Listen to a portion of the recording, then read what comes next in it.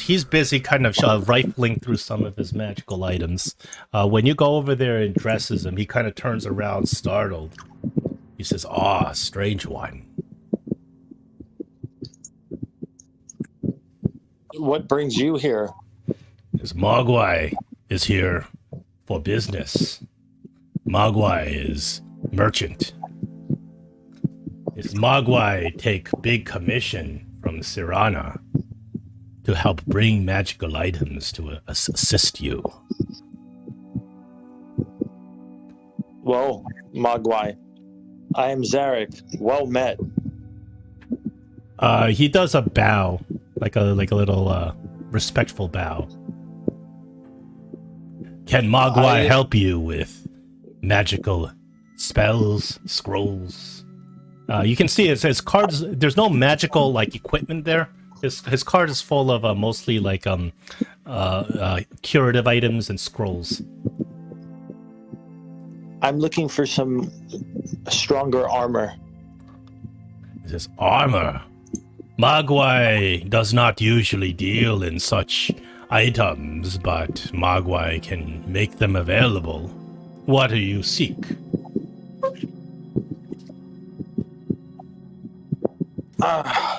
He asks you to be a little bit more specific. I would prefer some plate mail of the Gith, but honestly, I'm open to anything at this point. He has breastplate in his store. He I don't know does? if that's interesting to you. Yeah, at the very top. Oh. Breastplate armor of force resistance. For 3,000 gold, I don't think we have 3,000 gold. Mogwai does take. Well, since it's in the shop, Mogwai does take it out. He says, "Mogwai has this special piece, very special," and he takes out this breast armor of force resistance. And force resistance is such a rare trait. He says, "Mogwai obtained this through auction, very expensive, highly prized. You want to see?" He shows you the breastplate. Zarek looks over and says, "No, Mogwai, I want plate mail, not breastplate." Yes. Plate mail Mogwai can obtain. You want set of regular plate mail. Well, I'll take any type of plate mail that you can get, magic or non-magic. He says, "Mogwai cannot leave at the moment. Not safe. But when Mogwai goes back to resupply, Mogwai can find plate mail for you. With a commission, of course." And and Mogwai shows you his prices. He charges a 1.7 commission. So normally, if a plate mail would cost, I think it's 1,500. Standard set of plate mail is 1,500. It would be 1.7 times that. That's his standard commission, because of the difficulty that he has to go through to obtain items while here in this pocket plane created by Sirana as an entrance to the Doomvault. Okay. Is there anything? This is just the standard set of plate mail. This is not like a +1 plate mail. +1 plate mail is extremely expensive. Yep. Is there anything Zarek can do for Mogwai to alleviate the price of the commodities that he carried? Mogwai starts kind of scratching his chin a little bit and starts thinking. Well, Mogwai always looking for rare items of high value. He says, perhaps if you want to trade, Mogwai can make an arrangement. Okay, I will keep my eyes out for some rare items, and while you look for the plate mail. The plate mail, not difficult, but difficult to leave once you're here. Very dangerous. Red wizards watching. Understood.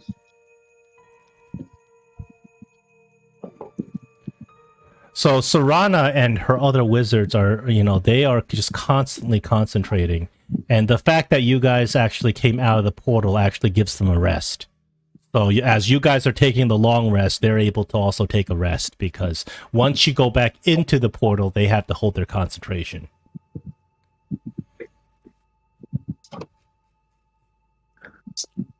I recall she asked us to come out as soon as we could last time. She wanted to speak to us about something. Oh, you don't remember the conversation from last time? Let's see if I even have.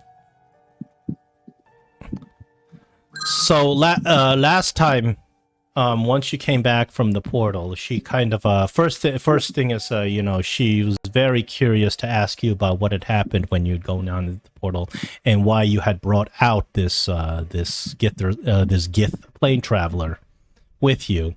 Once you explained to her the circumstances of your first excursion into the Doomvault, she told you, she kind of explained to you that a lot of things have happened since you've been inside the Doomvault.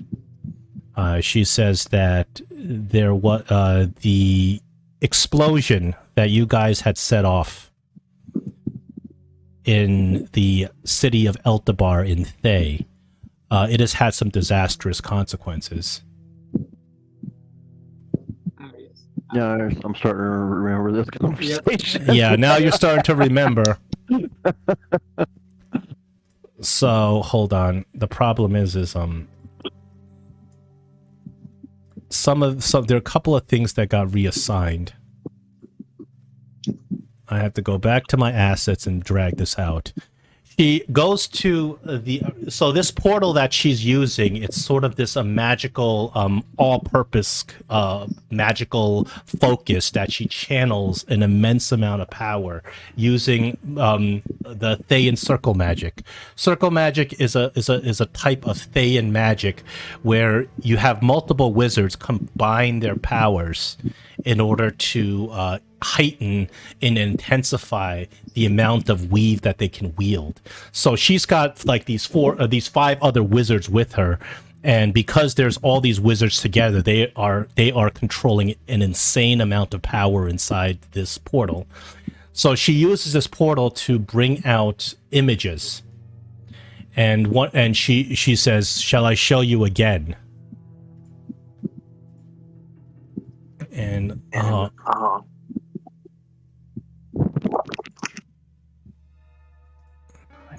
I wish this thing were not doing what it's doing right now.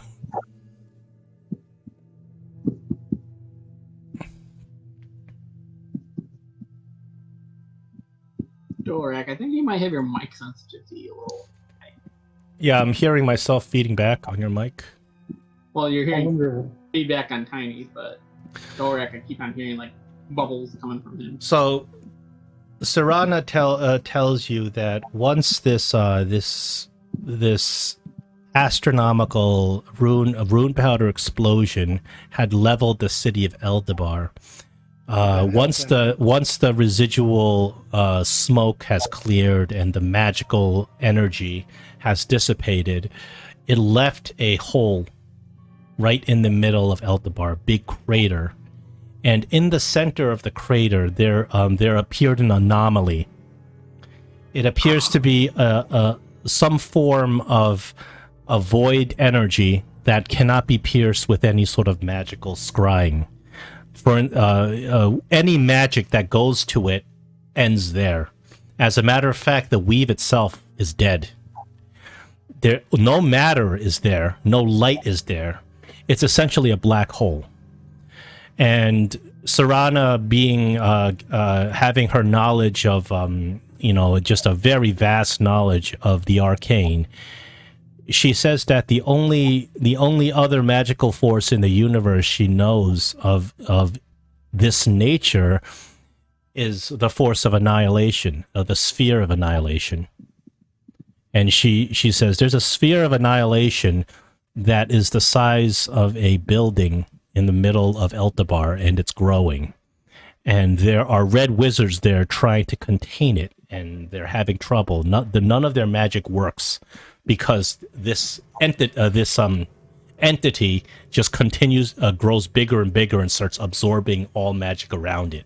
It breaks down the weave. All matter and light can't escape of it. And here it is. And she summons the portal to show you what this thing looks like. And she says, we call it the Black Flame.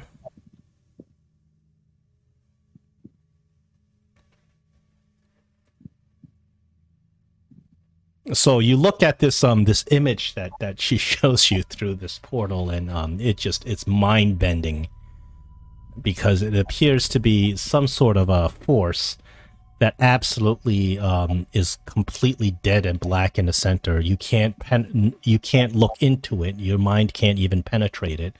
But around it, everything around it seems to be just getting warped and sucked in. The reality itself is getting bent around it.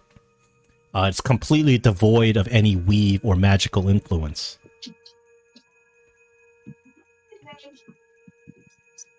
And we kind of saw this before when we went through the other history of Bondage, right?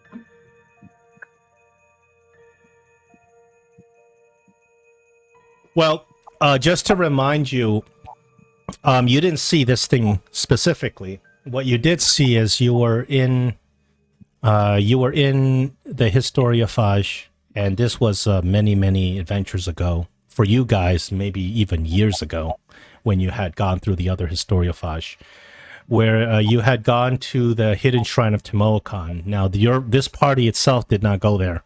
Obviously, it was No, I thought the White Plume Mountain one was in the future.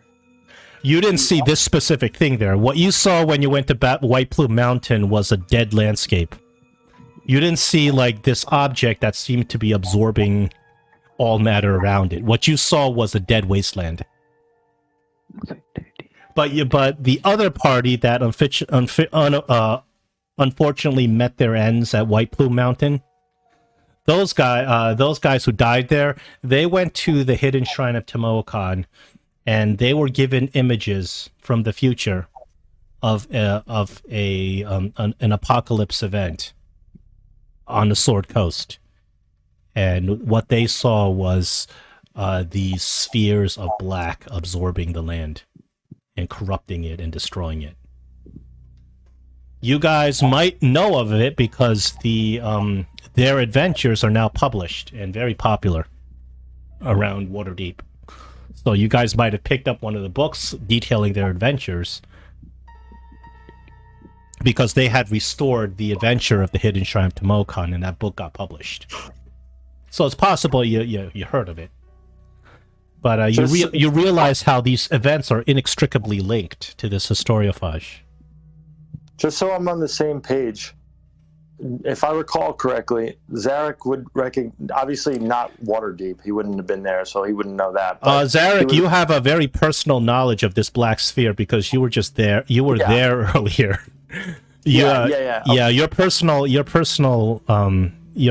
backstory put you there right before you were nearly killed, but you had you reached out with your mind for salvation, and it appears you made a deal with this deity from Faerun, and it's linked to this sword that you now carry.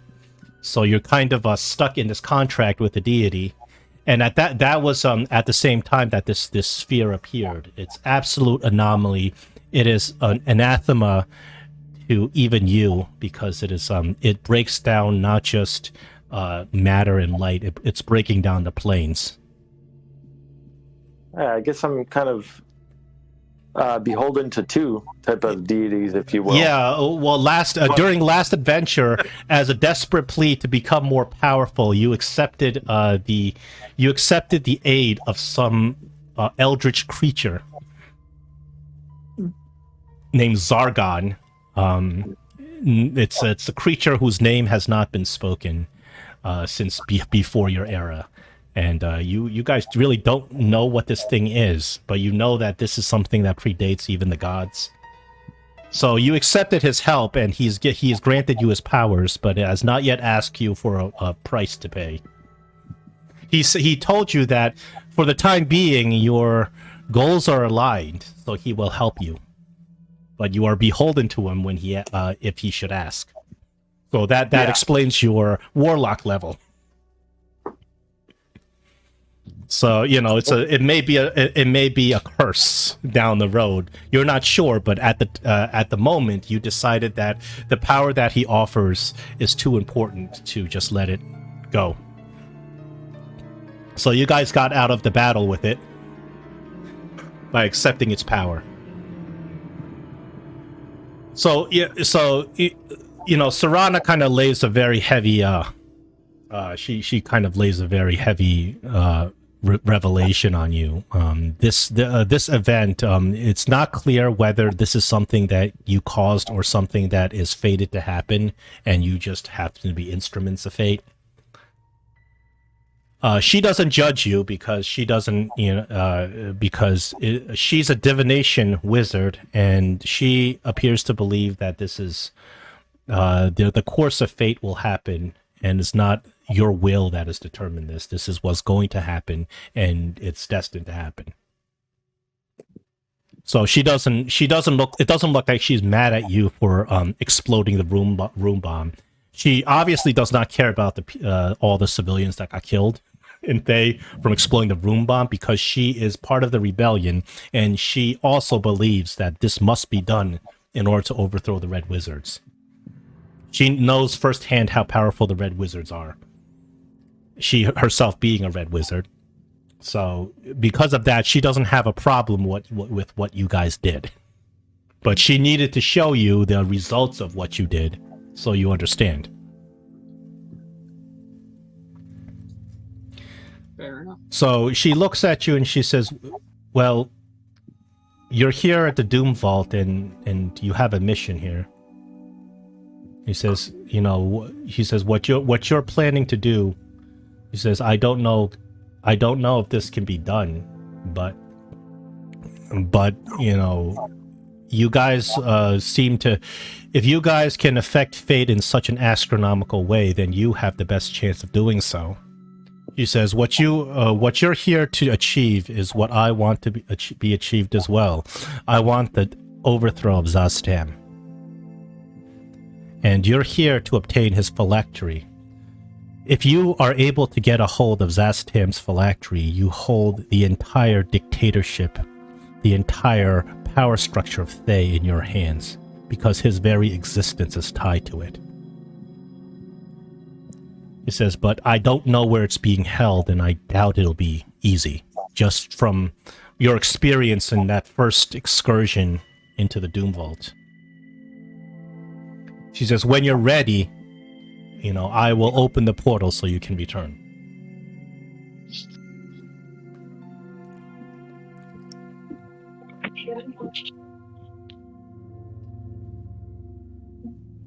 Are we ready, guys? I think we're ready. Maybe. Yeah, you guys. She's not rushing you, but she's kind of at least making it known that it is extremely taxing on her. It takes up all of her spell slots just to hold this portal open. She is very. It makes her and the other 5 wizards around her very weak to keep the concentration, to keep this portal open. But this is the only way to get you into the Doomvault without the entire contingent of Red Wizards finding out that you're there. And so far, you guys have been able to not set off the alarm. And she also reminds you that in certain parts of the Doomvault, when she was building the teleportation system herself, she has put in little secret communicators. And you will know when you get there because they will kind of react to you. She has attuned them to react to you. So if you need to speak to her while inside she can't see you inside the Doomvault. And if you need to speak to her and you find one of those communicators, you can reach her. Just to remind you that. And she once again reminds you of how these gate keys work.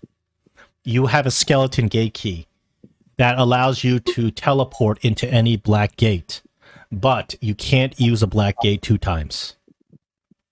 If you do, you're taking a massive risk. You might alert a red wizard contingent. If you alert too many red wizards, you're going to fail.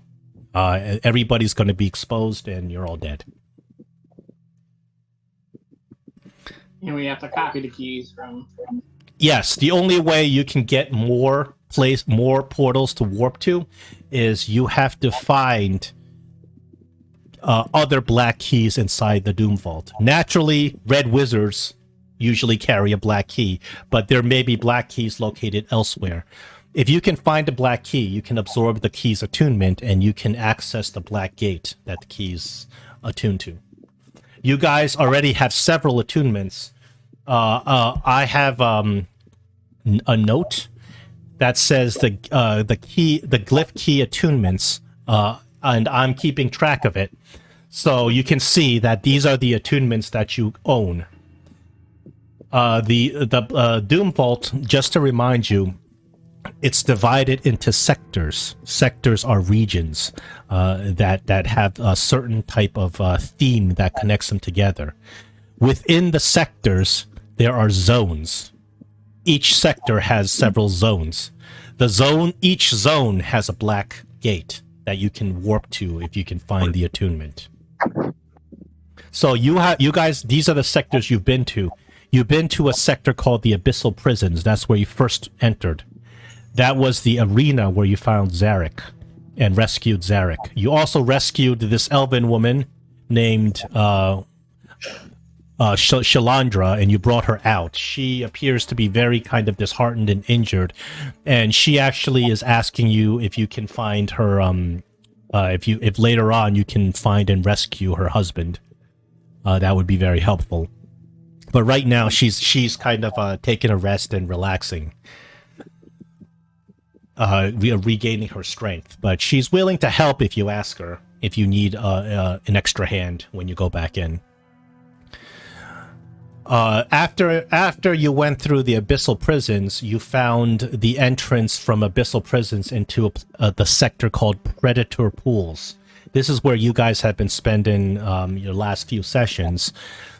You went to different areas in the Predator Pools, and that's when you guys have encountered that hag. And you got sucked into that hag's hellish fever dream. But you managed to survive and defeat the hag. After you defeated the hag, you were able to obtain a map of the Doomvault. The hag's name is Belinda, and this is Belinda's map. Actually, I will also post this on the Discord so you guys can look at it off game. So this map is invaluable because obviously it shows you the entirety of the Doomvault. It shows you actually, the areas that you've already visited. And I tried my best to put a blue circle over areas that you visited.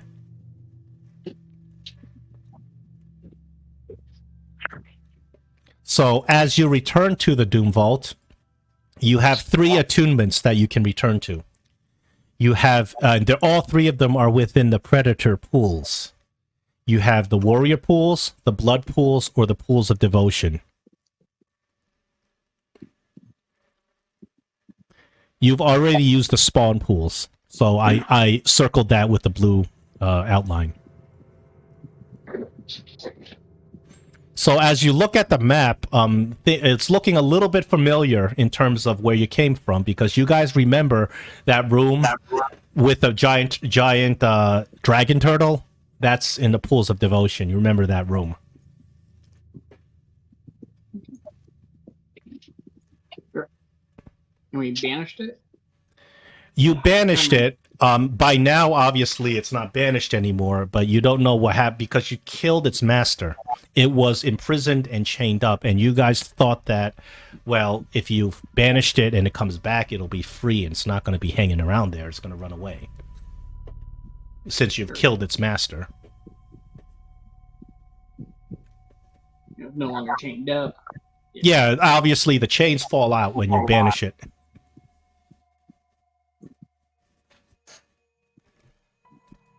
As a matter of fact, you've kind of dealt with most of the denizens around there. You had a big battle where you killed most of those creatures there.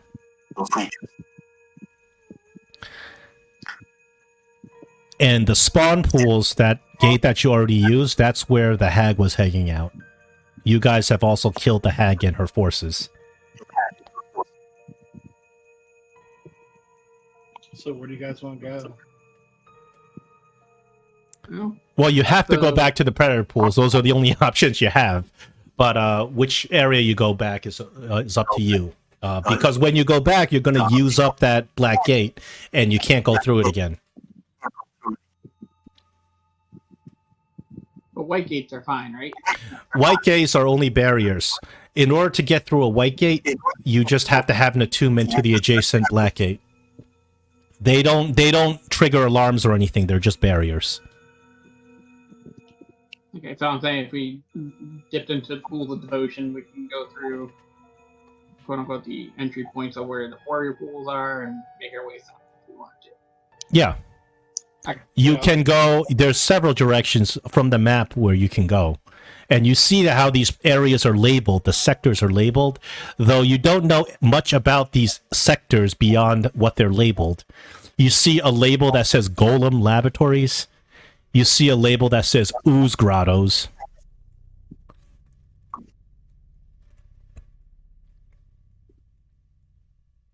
I mean, the name Ooze Grottos kind of makes you think that maybe there are oozes there.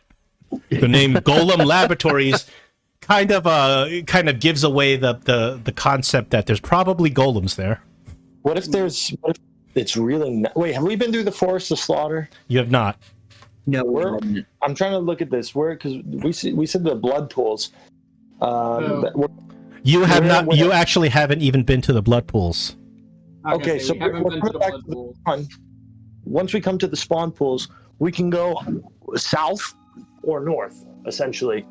That's the only... We can't go east or west. I mean, we could go east a little bit, but why don't we go either to the blood pools and finish the area, and then go through the Ooze Grottos and make our way to the Forest of Slaughter? Because it sounds safe there, is what I'm thinking. It sounds safe in the Forest of Slaughter. Yeah, It's one of them, like they call a guy that's bald, unfortunately, hairy or something like that. beyond having this map and these attunements that you have, you actually don't have much information on what's what here in the Doomvault. You don't have any clue on where you can find this phylactery. The phylactery, obviously, this is the phylactery of Zaztam. It is going to be in the most secure place in the entire vault. There's no question about it. It's not going to be just lying around somewhere on a table. It's going to be in the most locked down, secure area in the vault, and it's just a random guess on where it could be. Well, it'd probably be Master's Domain or Temple of Extraction if we're going off of names. You notice something very interesting. You look at the map for Temple of Extraction, right?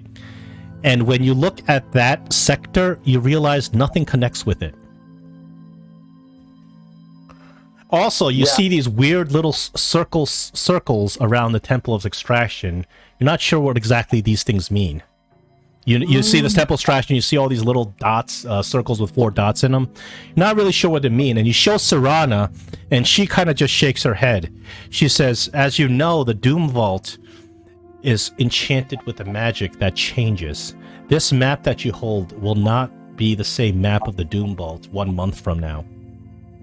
The very nature of its existence shifts and changes.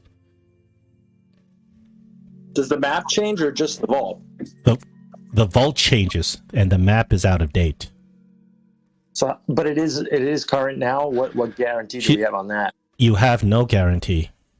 Only what you observe as you go through it. She says, this map is given to you by this hag, appears to have been captured by the Red Wizards. I don't know how she came of it, and I don't know how up to date this map is. There's no way for me to verify.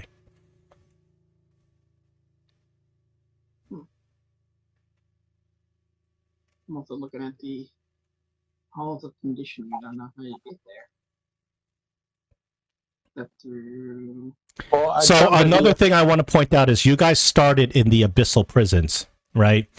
You tried to move west from the abyssal prisons, but you couldn't because there was a door that you simply could not open. It was some sort of enchantment beyond your abilities. There's no lock. There's no mechanism to open it. Remember, there was 3 circles that the vampire was using to warp back and forth with lightning bolts. So that room had a door, but you could not get through that door. Oh yeah, I remember that. So that's just something to keep in mind. Yeah, so the circles here in that other room sound like you got to find how to get into a circle or whatever to teleport, or something along that. There's a piece to this that we obviously don't have yet. You guys have very little information actually about anything down here. Yeah, we you haven't guys, been here very long. you guys have just managed to slaughter your way down to the hag and kill her, but unfortunately, you couldn't extract much information from her.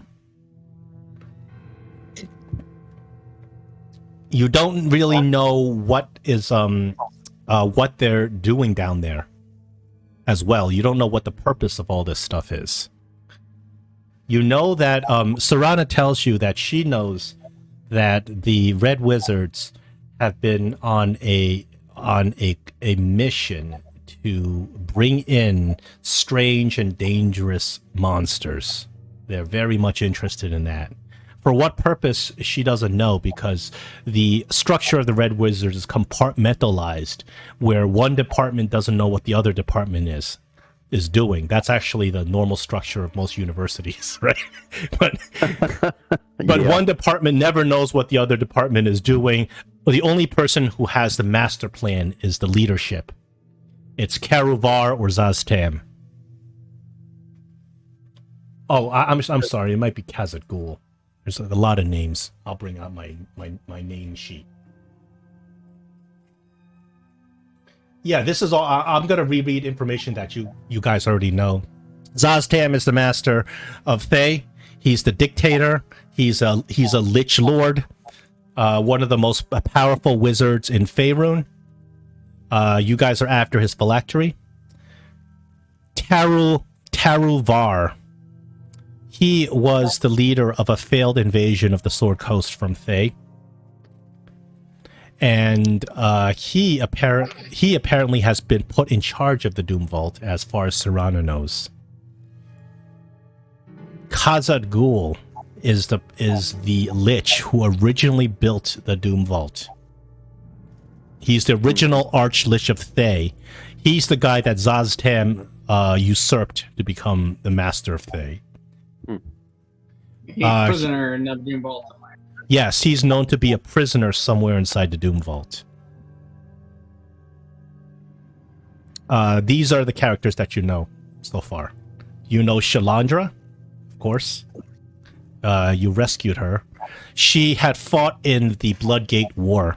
There recently was a war where Thay tried to invade the Sword Coast through a magical portal. And of course, Serana was very instrumental in creating this portal network to transport the forces of Thay. But they made deals with demons. They tried to bring the Hell Plains upon Faerun, but some adventurers stopped them. So that invasion failed. So in the aftermath of the failure, of course, actually, that invasion failed in your timeline. Right now, you travel to a time where that war is still going on. So that's why Zaztam is not here. And that's why you're able to go in the Doomvault.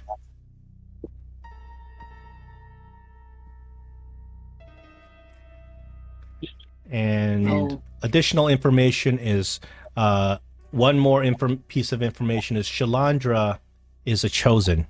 Just like you guys are chosen of Selyun. Shalandra was a chosen of... Hold on, let me see. She's chosen of Caden, I think. Oh, no, she's a chosen of Saline Moonbow. I'm sorry, my notes are... Oh. Yeah, she's a chosen of the elven god Saline Moonbow. You guys are in a time... this is the second Sundering.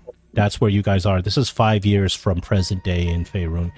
And the second Sundering was a time where the gods granted mortals a status of chosen, and the mortals walked the earth doing the gods' bidding as their chosen. However, during this time, Saloon had no chosen. You guys actually are now being named the chosen of Saloon. You are very late in the game because all the other chosen have already finished their tasks. So it's actually strange for Saloon to name a chosen when the time of the second sundering is already over. But at this time that you guys are in this historiophage, the chosen are walking around doing the bidding of gods.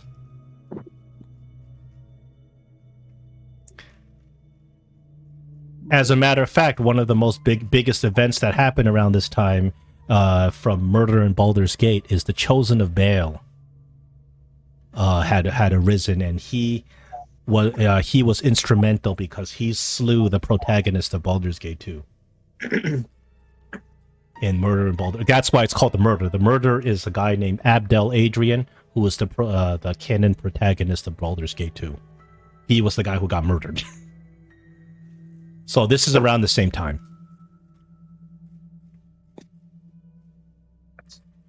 And let me give you a name.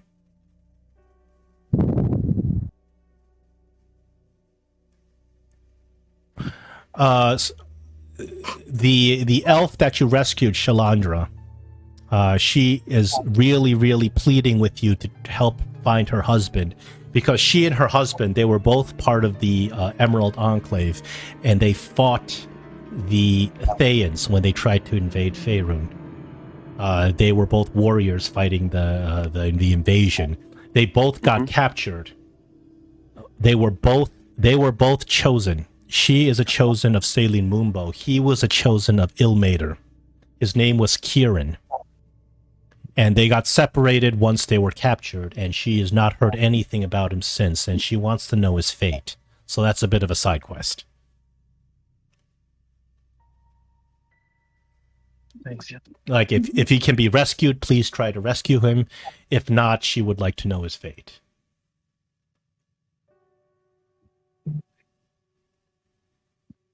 All right, that's about all the information you know. Okay. That's a lot, I know, but What's Shalanda's husband's name again? Kira, I'll spell it out for you. So It's Ilmater. Just kidding. he's also a wood elf like her. He had both of them had discovered at the same time that they were chosen of the gods. She was a chosen of the elven goddess Saline Moonbow, and he was chosen of the god of suffering Ilmater. Both of them are good gods, and both their gods had kind of beckoned them to get involved in this war and fight for the side of the Sword Coast against the Thay, and both were captured. Nearest casted aid before, and that is 5 hit points again, right? I said I was going to cast that before we went on our long rest. Yeah, you Yeah. can. I don't remember what spell slots I have, but I know I had at least one, so I just casted the lowest. You can cast that before the long rest. That's fine. Yeah, that's what I said. If I had any left whenever we came back, and I know I had at least one spell slot of it, but I don't remember which slot it was, so I just casted it at the lowest level. 5 temporary hit points, right? I think. Yeah, it's supposed to be. Well, Oh, it didn't put it on there automatically? no, it doesn't do that. Everyone got to manually put it in. Oh. I guess I didn't notice that. Technically, it increases your maintenance by 5. And I cast it extended, so it lasts for 16 No, hours. well, aid works differently. It increases your max HP by 5. That might be reflected. Should be able to look on your front page. Yeah. And tell. Even though practically it's the same thing, increasing your max HP and temporary HP are technically a little bit different. Yeah. Well, my max is unless it changes it on the front page. I go 6 times 10. This is what I'll do. I'll deactivate the aid and see if your HP changes. I'll do it with Tiny. See if this is reflect. I don't know if the script will do that, but I'll see. I don't think aid can automatically do it. We can just add 5. Well, what John was saying was that he thinks it should just increase your max. So if you were at 60, you should be at 65. Mine didn't change. Okay. Yeah, it doesn't change on its own. That's weird because it doesn't. Because I've seen it happen before. As a matter of fact, in that other module that I have with the Pathfinder, it does do that. So I'm wondering why it's not doing. That's fine. That's fine. We'll just use temporary hit points then. Actually, it's 10. No. So we're putting 10 and temp in? Wait, I think I did put the effect on. Give me a second. I gotta make sure how much it is. It says by 5. Okay. Unless you cast it higher, but I'm just going to give you 5. But just to give, let's see. Max hit points increased by 5 is what it says. So. I'm going to take the wizard's tokens out because they're cluttering up the combat tracker.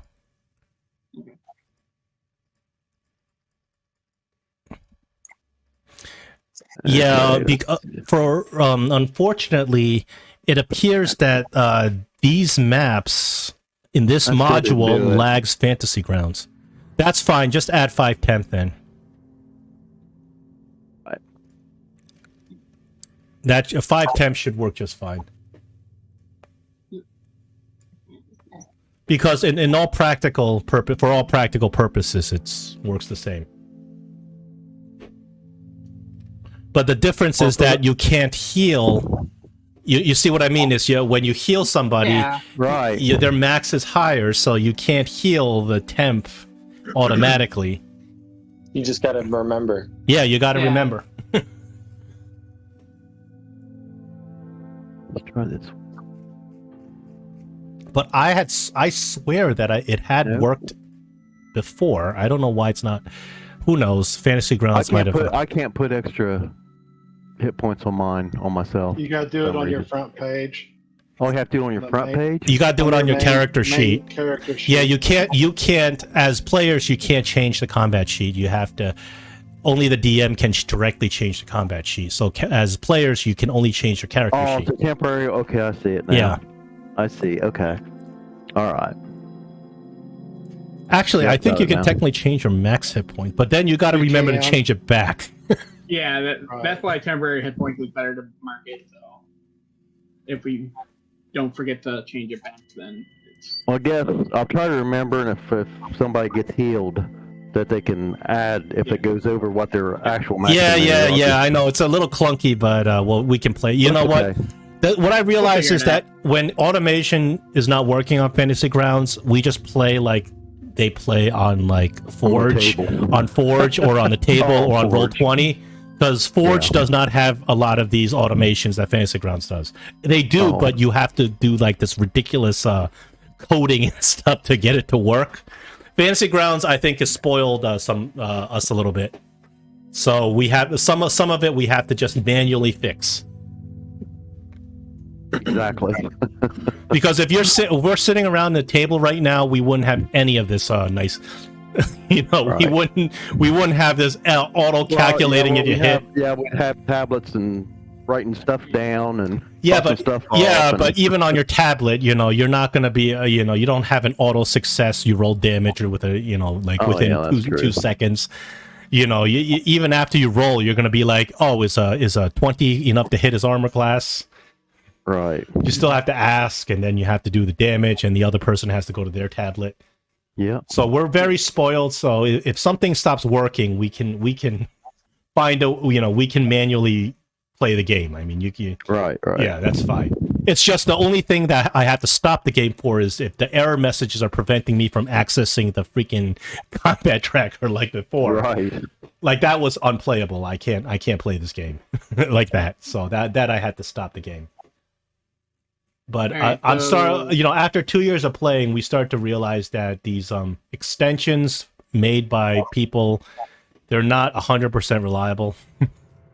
No, but they're nice. Okay. Yeah, if they work, they're great, but the fact that is they break a lot. So we gotta deal with it. Are we able to head back in? You are, and I'm what I'm asking you is where you want to head in through. What are the options that you said we had? You have 3 black gates that you can go through: warrior pools, blood pools, or pools of devotion. All 3 black gates are located within the predator pools sector. Yeah, because if we go through spawning pools, it's already used and it could trigger. Yeah, you do not want to go through something you already used. It's not. Yeah. You can do it, but Serana warns you that will send signals to the security for Red Wizards. They're gonna come and hunt you. So can we go with the blood pools? Yeah, you can. You have access to the blood pools, but but the thing is, you haven't actually been there on We haven't foot. explored it yet. So you have the attunement. You can still go there. You don't know where you're going to show up into. You could show up into, massive combat with 1,000 enemies, or it could be nothing. You don't know. I think we should go to the blood pools. I mean, that's just as good a choice as any, I suppose. Yeah. Because anyone could have walked anywhere at any point anyways, with the amount of time we've been out.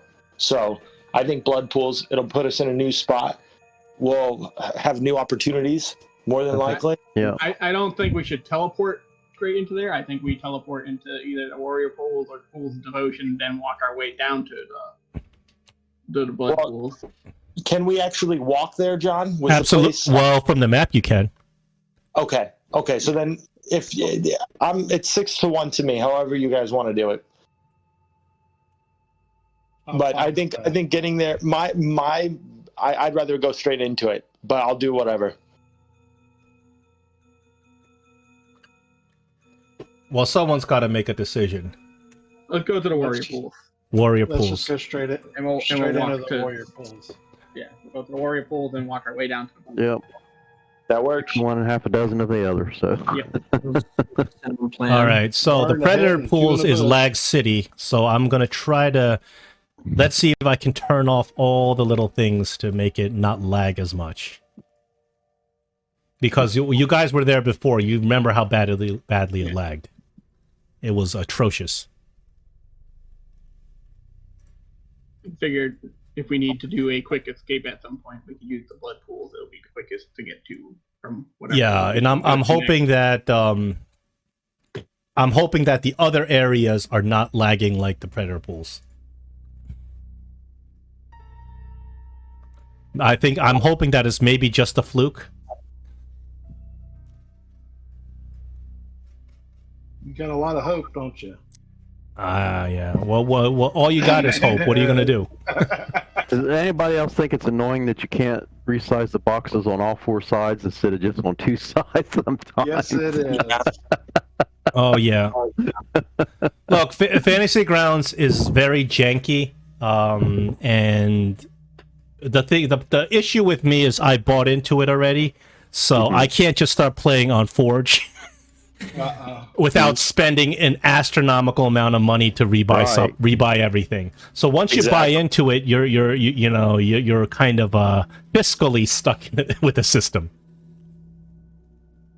Yeah, I like Fantasy Grounds, but there are these little things that are very annoying, and the updates are very annoying. It's harder to learn than Foundry. Definitely harder to learn. Yeah, Foundry is a lot more user intuitive in terms of how you access stuff. Fantasy Grounds has a weird thing where you have to drag that little red thing all over the place. Yeah. And also, Foundry, if you're looking for new players, Foundry is where it's at. That's where most people are going. There's less people. Most people play Pathfinder on Foundry. Right? Oh yeah, definitely. Yeah. So if you play Pathfinder on Fantasy Grounds, you're striking new ground.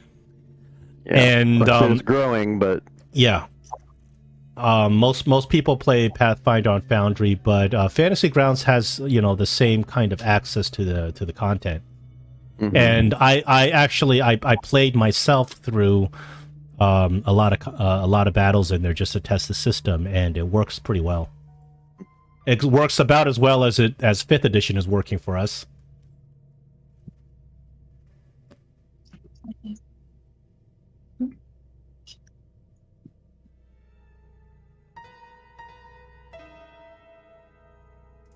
All right. Warrior pools. Let's hope this works. Dun, dun, dun. I'm trying to turn off things to reduce the lag. It appears to be working. Yeah, I see myself on here. Yeah. Okay. You guys have been here before. Remember, you just to the north, you fought that dragon turtle. To the south is the Hag's Lair. Oh, that's new. What's new? The show blow up of the token that you're floating over. Well, mine. Oh, yeah. Whenever you float over a token, you see a... I don't know how much that really helps. I guess it helps a little bit. It helps me with but that new thing where the token blows up, it has ruined the other extension that I was using, which allowed you to select stack tokens. That extension no longer works. So I had to remove it. You've had problems with that one too, though. Yeah, that extension and stuff. Yeah, that extension no longer works, so I had to remove it.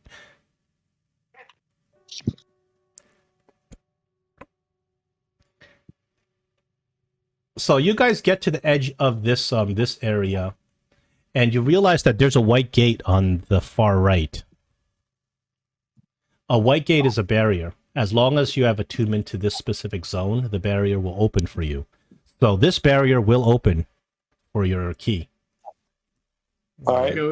That goes to the Golem Laboratories. If we're going to the Blood Pool, we gotta go to the left. Yeah, it depends on where you want to go. This will go to an entirely new sector. You look at the other side of this white gate, and you see that the stone of the walls are completely different. They're more very well masoned stone, actually kind of a little bit dwarven in appearance. Very kind of a gray slated stone. The lighting is different. You see some kind of a red some fires being lit in a distance. Oops. All right, and then this way, I moved over to Tolan and Tiny. That's towards the blood pools, correct? Yep. All right, I'll follow you. You're the wizard, so you should definitely lead. The wizard should lead. I'm holding the map and telling you guys where to go. Yeah, I'll stay in the back. Don't worry. I'll protect us from the back. So this area you guys have also been around to. Yeah. You also know that beneath these pools connect to each other. Yes. This gate's open? That gate's open. That's a white gate. Are we still in an area where we've been before? Yeah. Yep. Yeah. So further down south, you know that it leads to the Hag's Lair. Yep. I don't think I'm stuck in the wall. No, not. Yeah, so where you're going is you're kind of traveling in one of the little canals of water spilling down. Yeah. I was heading the same way, it seems. This is right here is the Sea Hag's Lair that you guys fought. Her decomposing body still lies on the ground along with her minions and a whole pile of dead crabs. Did we check this area? Like in here completely? We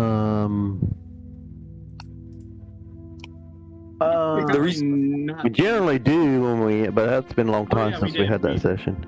The reason we got stuff off of her because we got the map and her key. Well, you look around this area and you see that there's a big pile of refuse up in the northwest corner. What else would you like to check in this room? See if there's any hidden doors. Where are you looking? Or the south of this wall, like all from here, this pool to the bottom, like around the wall. Oh, you can roll perception around that area. Oh shit, my guy got stuck. Oh my god. Yeah, mine did a little bit ago. Does anyone want to help me with perception? And possibly help me with guidance or something? I can give you guidance. Open or tower, John? The perception until I should give be you guidance. tower checks. Because Gotcha. obviously, if you roll a 1 and I tell you you see Guidance. nothing, you'll be like, well, of course I see nothing. I rolled a 1. Okay, I believe I have guidance on you now. Yes. Okay. Definitely the worst person to do this, so wish me luck. You give the wall a really close once over. You don't see anything that could be like a secret a hideaway or anything like that. I don't think it gave him his guidance, did it? Yeah, it did. Yeah, it did. Oh, it did? I didn't see the extra dice. Yeah, I did it in the tower. That might be why, but I mean, if anyone else wants to look, I know I can't at this point. I should have mentioned it to someone else now that I think about it. I have a negative. Well, I one. mean, we got a cat. That's the one that has our perception. She's probably the one that ought to be doing, like, searching and stuff. Yeah, what the hell? Perception, meow meow. Okay.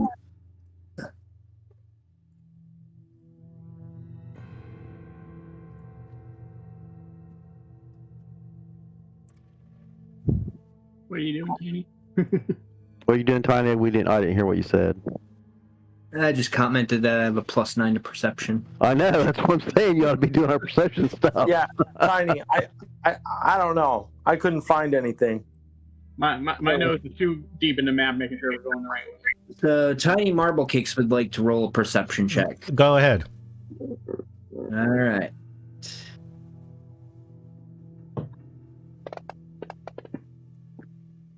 Tiny, you give it a very close cat's eye, close look over with your cat's eye. You don't see anything out of the ordinary. It appears to be like a just kind of rough stone wall. This part of the dungeon seems like when the dungeon was shifting together, it was just a part of rock. Well, if you don't notice anything, Tiny, thanks. But let's keep going. I guess. Like, Tiny ought to be closer to the front, too, so they can check for traps and stuff. Yeah. Oh no, there's a Now we're heading into unknown territory. That's what I'm saying. So Now yeah, we're so on high you alert. you guys come over here and you see this white gate to the south. Actually, beyond the white gate, it actually forks into 2 directions. You can see beyond. Going to the east of the fork, it continues into the predator pools because the walls and the masonry all look the same. However, going to the west, you see the masonry changes, like it's going to a different sector of the Doomvault entirely. The walls look like they are kind of have this dim green glitter on them. Well, according to the map, we go to the left, guys, where the blood pools are. So if you look, if you check your map, going left meaning your left, facing south, which means to the east, that leads to the blood pools.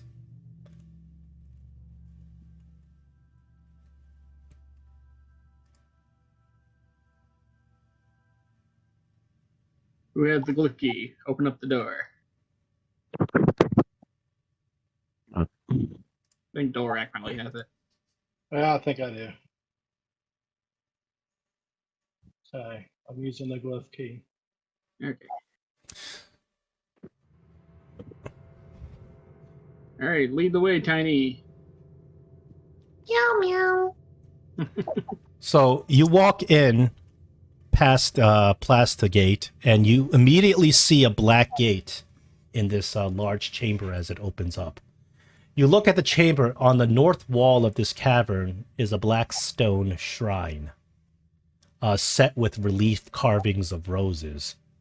On the wall, about a foot above the arcane shrine, is a contact stone, and you guys were told by Serana about the contact stones. If you wish to reach her, you can do so through the contact stone. And is it a one shot? Or no, is it's not a one shot. You can. It's like a, you can always access her through the contact stone.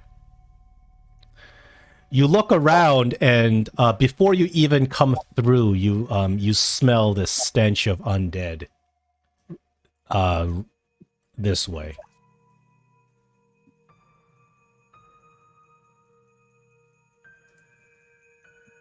I get up across right next to the wall.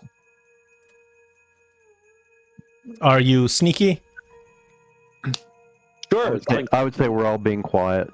Yep. Well, right now it appears that it seems like they are kind of very placid and not doing much as you walk in, even though you may not be actively sneaking.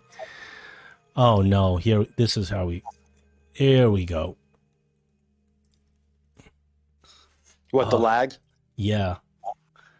Oh, hold on, I'm gonna have to deactivate some stuff to reduce this lag.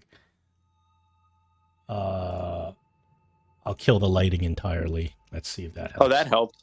That helps a lot. Yeah, that helps a lot. Hold on. Just stay where you are for now. I'm resetting something. I'm not moving my character. I think it was from before. Yeah, that should be open. Yeah, I do not know why this thing lags so bad. Yeah, and it lags really bad here in this map. So I'm hoping that when we go to the next map, it's not gonna be doing this. But who knows? I know sometimes when you put the effects for the water and stuff like that, when I used to do that, it would create a ton of lag, especially when people didn't have the good enough computers to handle it. It would fuck up the server, essentially.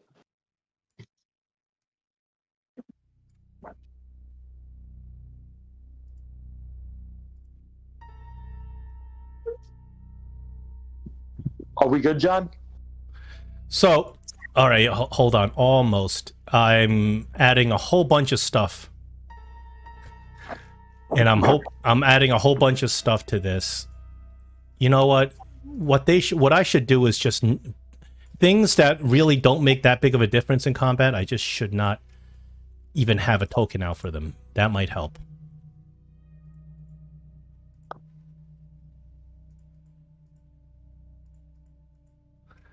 So yeah, I'm activating.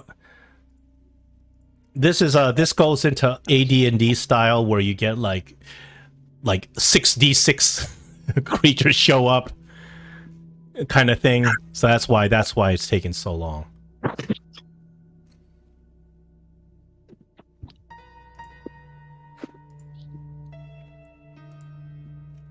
Holy shit! No wonder why. Yeah. You see why.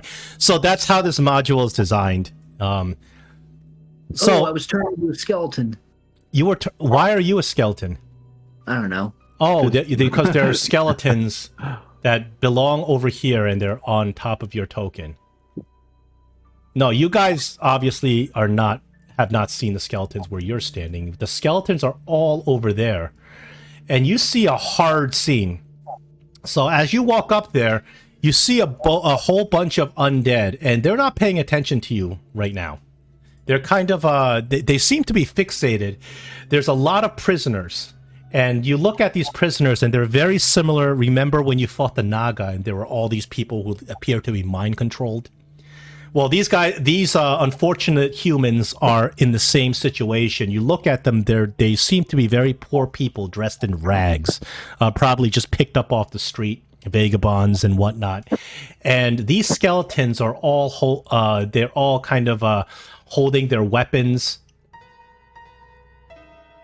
They all have their spears, and they're poking at these people with the spears. There's one really nasty looking Death Knight kind of guy. He's labeled the Dread Warrior, and he seems to be sitting there directing this whole operation. So these skeletons are poking these thralls with the spear and forcing them to the edge. As the thralls get to the edge, you notice that you guys can't see very well because of where you're standing. You can't see what's going on in the pool below, but it appears that there's some sort of creature near the pool below that is sitting there waiting for the thralls to be pushed off, and they're being pushed off one at a time. The minute you guys get over there, this thrall, number 9, gets pushed over. He falls down, and this ledge is about 20 feet. He falls down and dies because they're humans with like 2 hit points. He falls down and dies, and some creature, a humanoid creature, appears to be full of scales, goes over there, pokes it with a trident, hooks it with a trident, and then starts dragging it into the water. And these thralls appear to be mind controlled. They don't have their own facilities, and they're just allowing this to happen. They're not fighting back. And you see this gruesome scene going on as you guys peek around the corner. The skeletons and the undead, the dread warrior and the skeletons seem to be so preoccupied in their task that they don't even notice you, even though you're not sneaking.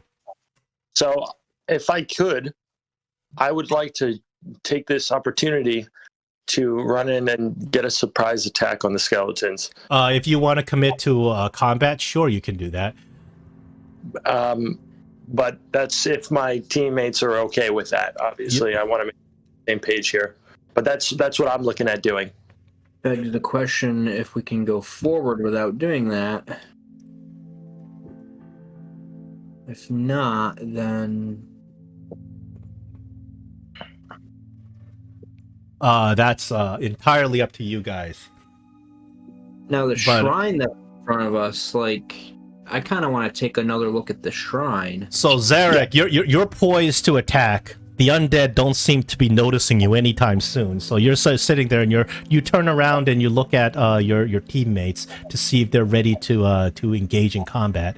Tiny, you crawl over to this shrine, and you look at it, and there's something really odd about it. What do you do with it? It's a black shrine embedded with roses. Right now, it's not. There's nothing like. There's no magic coming out of it, or anything like that.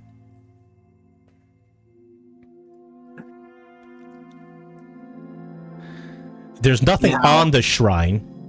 Are the roses? But when you carefully look, you don't have to roll.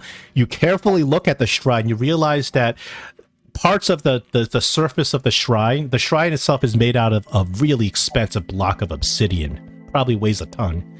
The surface of the shrine is a little bit discolored.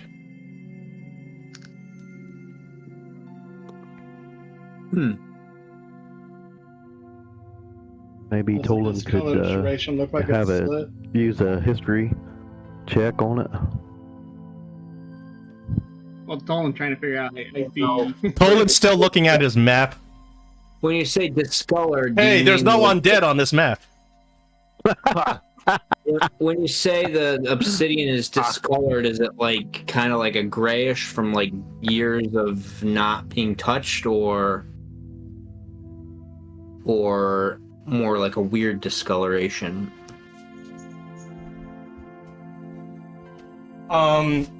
It actually looks like it's stained.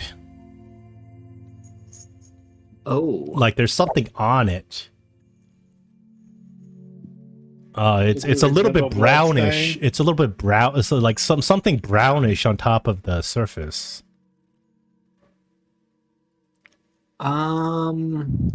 would tiny marble cakes be able to deduce that that's just old blood? You can if you want to try to examine it, you can. It depends on how do you want to examine it. Different DCs. Tell me how you wanna interact with this coloration. While another poor thrall gets thrown over.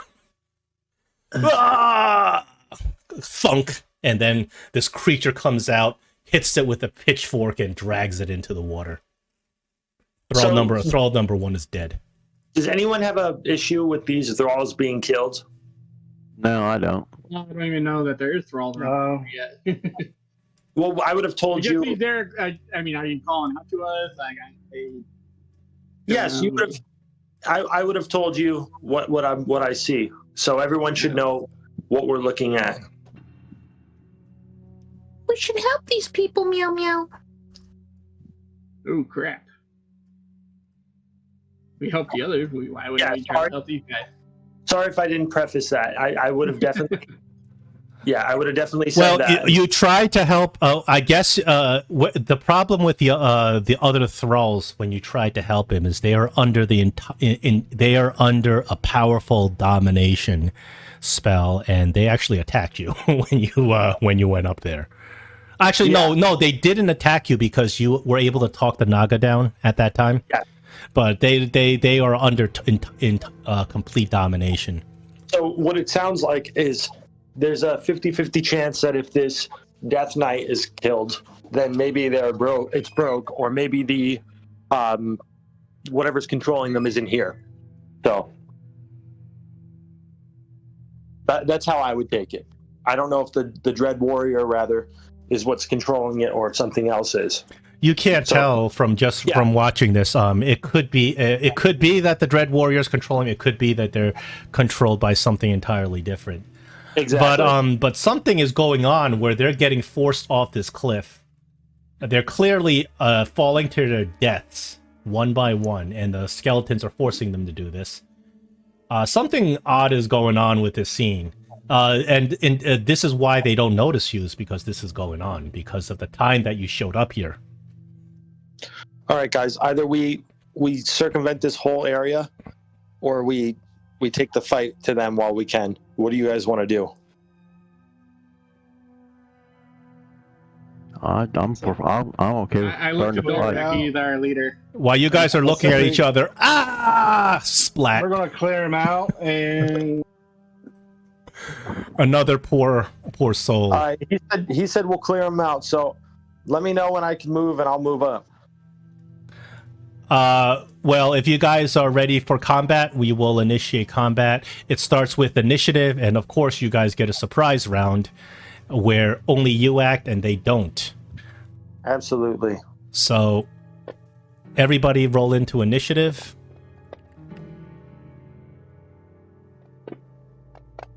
Oop, those dice are changed. Oh, you guys are not supposed to move the thralls. I don't know why you can control them. Here we go. I'm not moving any. I'm sorry, the combat tracker is jam-packed. Everybody in initiative or has rolled initiative.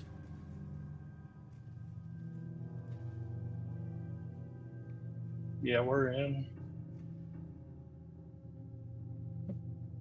Okay. So, everybody is rolled into initiative. Give me a second. I'm getting a little confused in terms of because of all the tokens going on, but I got it under control. I'm good. Tiny, you win initiative. You get to act first. Okay. Been a while, so I want to make sure. Okay, shadow. Tiny, don't forget you found a really powerful magical harp. A really powerful what? Magical harp. Right. The lyre, Arden's Folly lyre. You can, very helpful.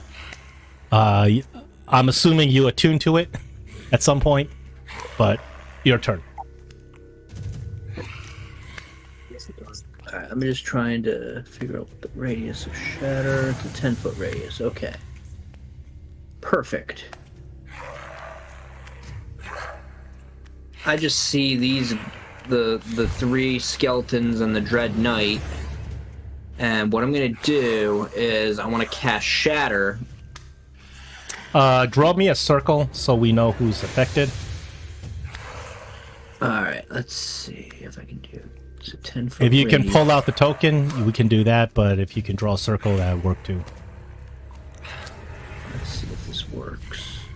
Once you draw the circle, then select the tokens inside the circle for targeting.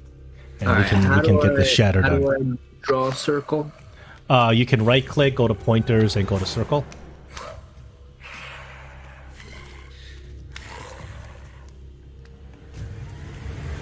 I think you have a pull-out token as well. Pointers. Circle. If I do that. I didn't disable the tokens, did I? No, you have a pull-out token as well. But that token does not auto-select. There you go. So you have to find the center of the circle in order to drag it around. Okay, center. There's a center dot, and you have to use that dot to drag it around. Alright, let's see. I'm gonna do this. If I can do it without getting this one guy in there. I'll have it here. That way I can target all the skeletons without. That one's gonna hit the thrall. Which one? Thrall number 3. Okay, but I don't see him, so. Okay, so you don't see him, so you can't help it. Yeah, target thrall number 3 and all those skeletons and the Dread Knight. All right. Let's see. I'm just gonna...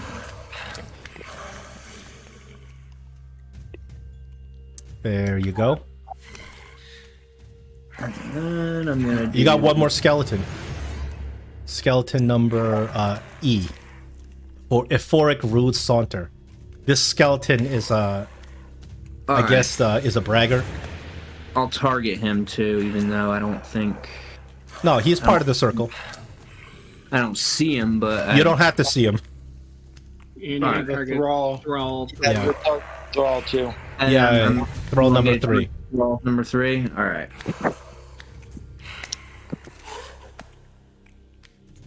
All right. So Roll the I'll go save ahead and then roll the damage. Here we go. So I know it's been a while. But just think about how difficult this would be if we were playing it at a table. Okay, we got 3 saves and 3 fails. Roll the damage.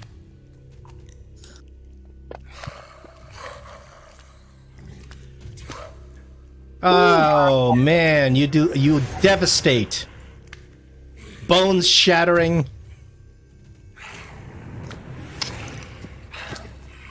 You just wreak devastation over there. Is your turnover? second level slot, and then I will use my bonus action to give Bardic Inspiration to Zarek. Sounds good. Eager to rush in and fight these goons. Sounds great. Thank you. Oh, and try not to be like between. There you go. It's easy to get between squares. Yeah, I'll just drag it and drop it on Zarek's token. And then...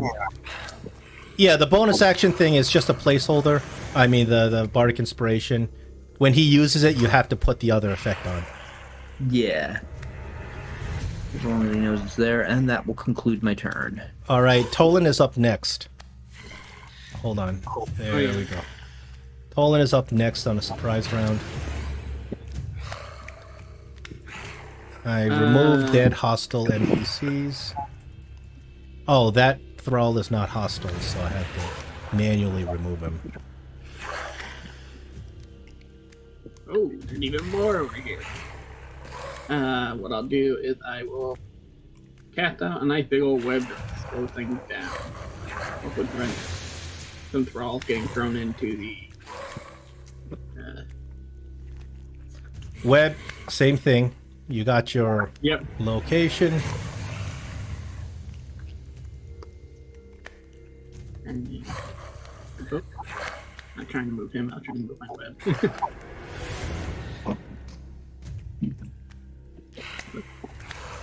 Let's put the sticky web like that. And Spider-Man. Spider-Man. come on. Target this.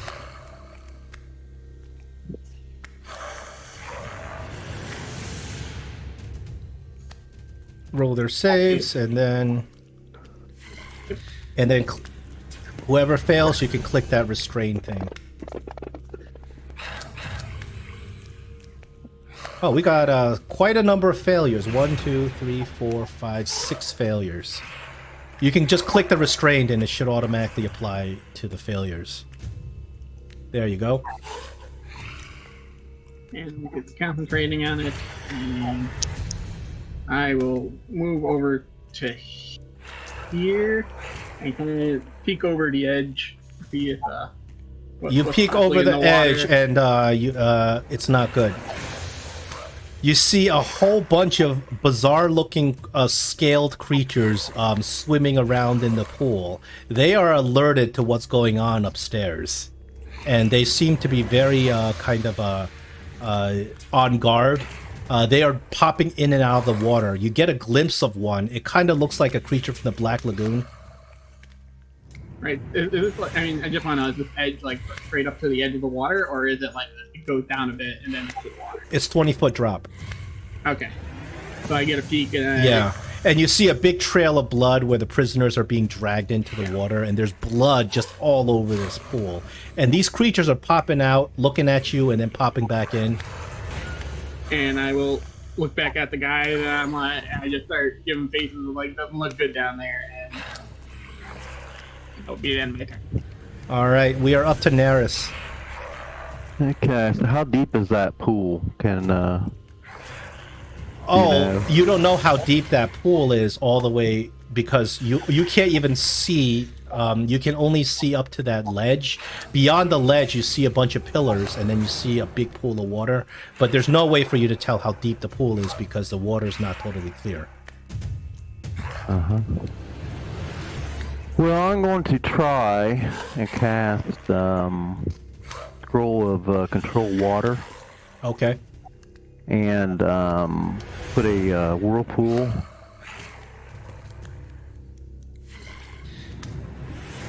Okay. Whirlpool is 50 foot in diameter, is that what it says? Any creature or object. Yeah, up to 50 foot wide, so I'll put a 50 foot wide whirlpool. Yeah, so it's 25-foot diameter. Just about put the location. Let's see, I want to put it about right. I'm forgetting how to do all this stuff. If you don't have the token, just put a circle. No, it's a scroll, so I don't have the token. You have to drag it out to make it. Yeah, I'm dragging it out now, and then I can still move it, right? Yeah, find the little dot in the center to move it. It's tricky, I know, but you have to hover around the center until you find that little white dot. Then you can move it. Well, I was moving it, now I can't. There it is. Okay, I want it to be about right there, I guess. So as you cast Control Water, Tolan, you see a whole bunch of these creature from the Black Lagoon things. The ones that were in the range of the water, and there's like a dozen of these things. The ones that are in the range of the water, they start panicking as they get sucked into the whirlpool. Cursing, hissing, and spitting as they get sucked down. But there's still others that are popping out in different areas. They're not they're not doing anything other than popping out, taking a look, and popping back in. Taking all the other guys? It's taking you don't know how many it's sucked up, but Tolan, you see a couple of, at least 3 or 4 of these guys get sucked into the whirlpool. It says a creature can try to swim away on its turn by using a strength roll. Yeah, they're trying to do that. They're not in the tracker yet though. And then if on their turn, well, you've got the spell then. Yeah, I don't have to read it to you. Okay, yeah, I got the spell. Okay, so you know what it does. So, all right, so that was. I also want to move back within the circle of protection here. And as you said, it's been a while, so I'm trying to remember what I can do and what I can't do. So I cast the spell, and I guess that's all I can do for right now. Move back. Alright, so I'll pass my turn then. We're down to Dolrak. Okay.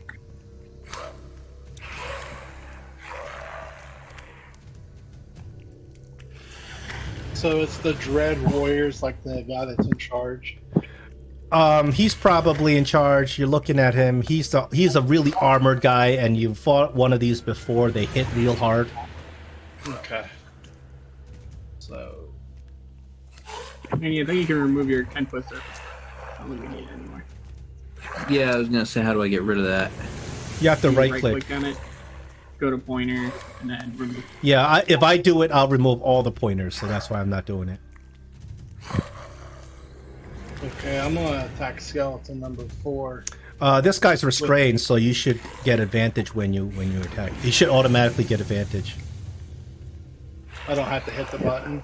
You don't have to. He has the restrained effect. Okay, okay. I'm using my battle axe.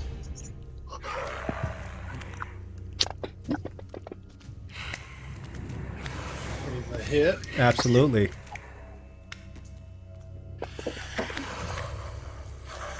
And then I'll attack again.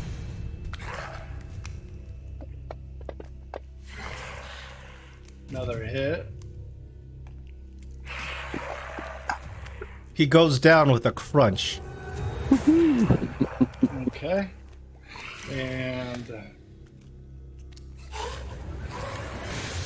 I'm going to move over to here. And end my turn. Okay, and Zarek, you're the last to go for the surprise round. Okay, let's see. 5, 10, 15, 20, 25, 30. I'm going right here. With that, you can't move through the web like that. Yeah, half movement speed once you hit the web. You also takes well, actually, how would that work? They're surprised, so they don't do opportunity attacks against you. Yeah, but how do I move through the web? When you get to the web, you use your speed to get to the web, but when you're in the web, it's difficult terrain. So your speed is halved. So maybe right about here. Yeah. What? That's fine. Okay. That should be fine. Okay. With that said, I know it's gonna hurt the thralls, but so be it. I'm gonna do sword burst. All right.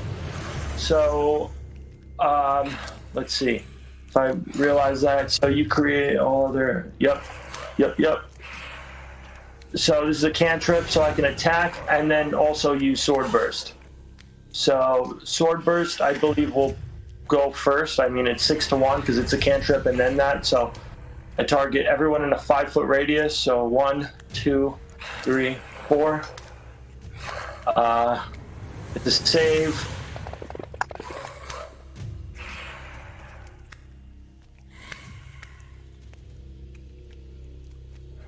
All right, and then that should be damage to those.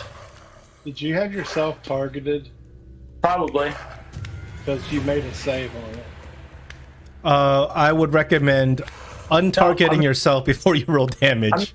Yeah, don't roll damage. Not targeted. No, you're not targeted. All right, so yeah, so that takes them off. We're skeleton 2. Are the X's dead? Let me see who's dead. They failed their saves. The Dread Warrior is certainly not dead. Thrall number 10 might be dead. I'll have to check. Okay, I'm gonna attack. Thrall number 10 is dead. Yeah. Okay, I'm swinging at the Dread Warrior then. The more you kill, the better it is for me because I can get him off the combat tracker. It's good for us too. Okay. Like that dice. You get advantage because the Dread Warrior is restrained. Nice hit. All right. Dread Warrior is on his last legs. All right, so that is your surprise round, correct? Mm-hmm. Yeah. All right, now the bad stuff happens. Yeah. We love bad stuff. Oh yeah, It's you're on gonna there. love this one.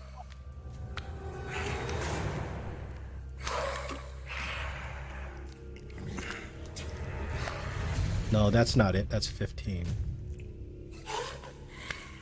Oh, I'm sorry. I removed your pointer, Nares. I didn't mean to do that. That's all right. You kind of know where it was at, right? Yeah, I know where it was. I know where it was at. No, this is not just 30. I think this is going to get all of you. Oh, yeah. The shrine lights up after you start attacking these skeletons.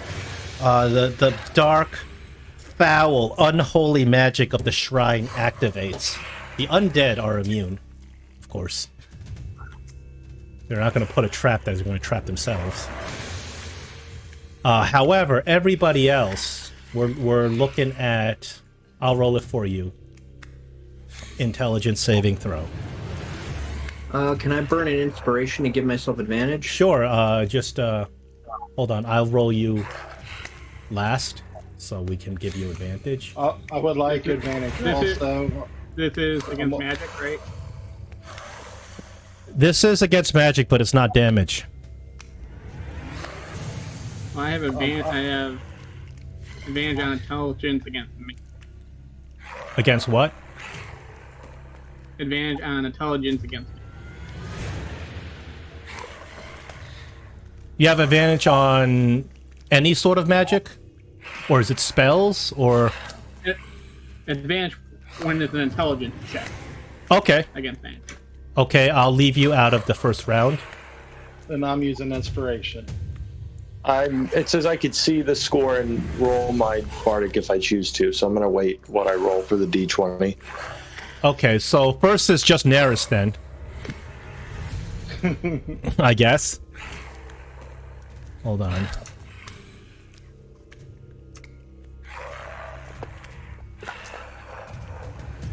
I'm sorry, Neris, you failed. Okay, now who's got the advantage? Tiny's got advantage.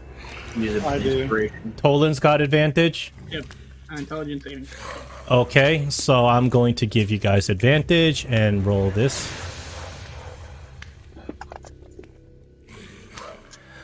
I'm sorry, you both fail. Dorak, what do you got? You got advantage? I think you said you wanted inspiration. Yeah, I'm gonna see what I roll and then determine if I'm gonna use the bardic. You can't do that. You gotta decide the bardic before you roll, I think. It says I can roll the D20 and then see. I mean, I'll roll the saving throw. Just don't tell me if I pass or fail is what it comes down to. Oh, yeah. Oh, I house ruled that before. This time I'll let you do it, but I house ruled that before because of the way Fantasy Grounds works. It's very hard to do it the way it's written. But yeah, this time I'm fine with letting you do it because you need it. Okay. You really need it. Dorak, what do you got? You got advantage, right? Yeah. And I don't believe you rolled for me either. I'm rolling for you now. Okay, thank you. Whoops. You should have had advantage. Well, you succeeded anyway. Okay, Dorak, I was gonna say, can I use my favored by the gods? what does that do? If I fail a save, or if I'm hit and I don't want to be, if I fail an attack, I can roll 2d4 and add to the dice roll. Is this after you do the roll? Yeah, it's after the damage. Then you after I failed to save. Let me see how much by which you failed, and you certainly can if it says is after the roll. Yeah, it's favored by God. So my character sheet. You didn't fail by that much, so yes, you can do it. If you failed by enough, then I just say it's pointless. Don't bother. All right. That gives you 4. Oh, so close. So close. That's once per day. No, I'm sorry. So All right, close. well, All right, Dolrak is the only success so far. Zarek, what do you got going on? You're going to do a bardic inspiration, correct? After you do a roll? Yep. So, but you don't know if you failed or succeeded yet. So just roll me an intelligence saving throw. And you can see your result, but you don't know if you failed or succeeded yet. Do you want to keep that? I think I'll keep it. All right. I don't get any higher. All right, you keep it. You don't use the bardic inspiration, and that is a success. Okay. All right, we're pretty good. Now, you guys are okay. The people who failed, you're in trouble. All right, we're going to go one at a time.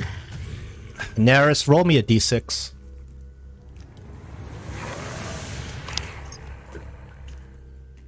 I let you roll your own demise. Oh man.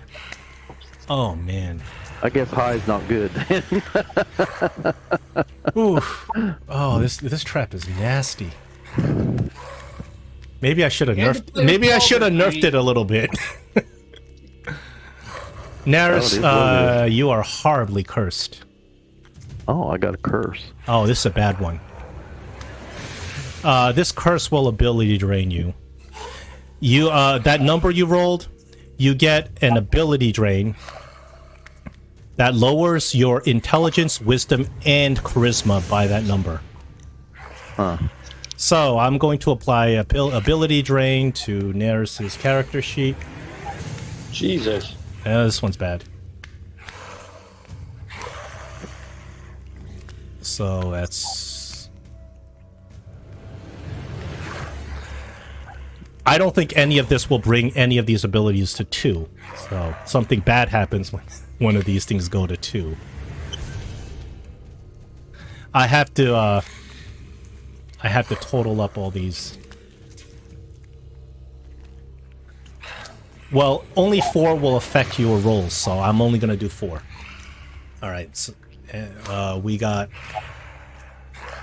2 wisdom drains, 2 charisma drains, and 2 intelligence drains. It's technically 5, but being an odd number is not going to make any difference to your rolls, so I'm not going to add that. That's you, Neris. That's a horrible curse. Tiny, give me a d6. And you want the lowest possible number. Well, use your cat's grace, cat's luck. Do you have any cat? No, there's nothing you can do to mitigate this roll. I'm sorry. That must have heck of a range, doesn't it? That explodes the entire area. You guys were working on trying to figure it out, but fortunately... Okay, so you get a -4 to those abilities. That is Wisdom, Charisma, and Intelligence. Alright, and the third guy, the 3 guys who really need those ability scores, Tolan. Tolan, who was the other one that got caught? Tolan. He had Tolan. advantage too. Tolan, luckily you only get a -3 to those scores. So -3 is an odd number, so I'm only going to give you a -2. Yeah, I'm nerfing it right now. That's my nerf for it. A horrible curse erupts from this blood altar as its sacrilege just explodes outward. You guys feel this affliction where your mind starts swimming with images of profanity and body horror and blood and gore and undead. And it's hard for you to shake it from your mind. You are weakened from the power of the shrine. And we go back in the top of initiative. Now the thralls are going to act. Thrall number 3, I believe, is dead. I don't know why he's on the combat tracker. Tiny, you're up. Okay.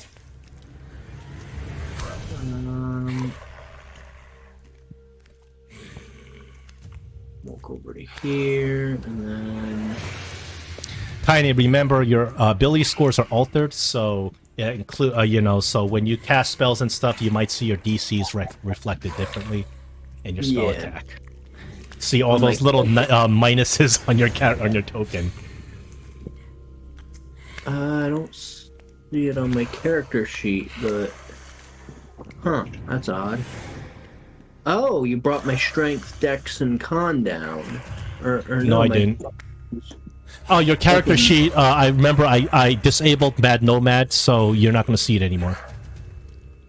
Not gonna what? You're not going to see it reflected on your character sheet. The effect on the battle, on the combat tracker, I think. Yeah. I'm going to have to make note of it in my head or something. Okay. So that Actually, would be... you guys are going to have these effects for a while. I think I should rewrite the scripts. Oh, wow. Go ahead. So was my intelligence always a 10? Oh my goodness, that means if I had to check worse my intelligence than my character is legally retarded. Yes, yes. I told you this. I gosh. told you this. This adventure is meant for a high level party, which you guys are. Alright, I'm just gonna keep it simple. Keep it simple, stupid. I can't believe that the three characters who really needed those ability scores. Yeah, I like that as a choice. Am I right? If you thought Colin dad jokes weren't funny before, wait until you hear them now. It's a red warrior with a firebolt. Technically, you're supposed to like retroactively lose spell slots and stuff. I'm not gonna do that. That's just too. That's too much for me. I can't manage shit. it. Okay, I rolled the attack and it rolled 2d20s. Why did it roll 2d20s? You should have. You may have advantage because he's restrained. Okay, well, But with advantage, unfortunately, I think you're trying to attack the Dread Warrior. He's got a very high armor class. Alright, so I missed him either way. So I'm just gonna end my turn. Okay, So he's babbling like an idiot when he did that, right? He keeps batting at things that aren't there with his paws. let me put it this way. Just that. You guys know that fifth edition is very unbalanced where your levels go up. So in order to make things challenging, these are the kind of shenanigans that I gotta pull. This skeleton with a rude saunter. This is the guy who is not affected by the web.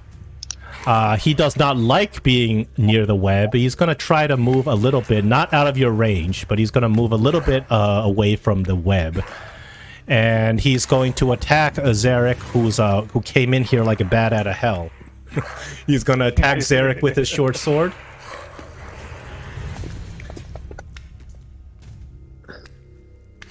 Did he have advantage? He shouldn't. I saw 2 dice being rolled, and I'm wondering why. I wonder if it gave him disadvantage even though he shouldn't have had it. No, he just attacked with advantage, and I'm wondering why. Oh. Yeah, he shouldn't have advantage. Yeah, I'm wondering what gave him advantage. Zarek, do you have something on you that's giving you giving things advantage against you? No. Let me see. No, you don't.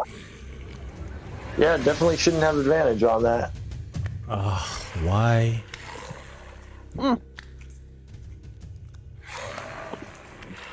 Johnny can remove the bardic inspiration. If you don't mind, I'll just roll it again. Yeah, I don't care. Yeah.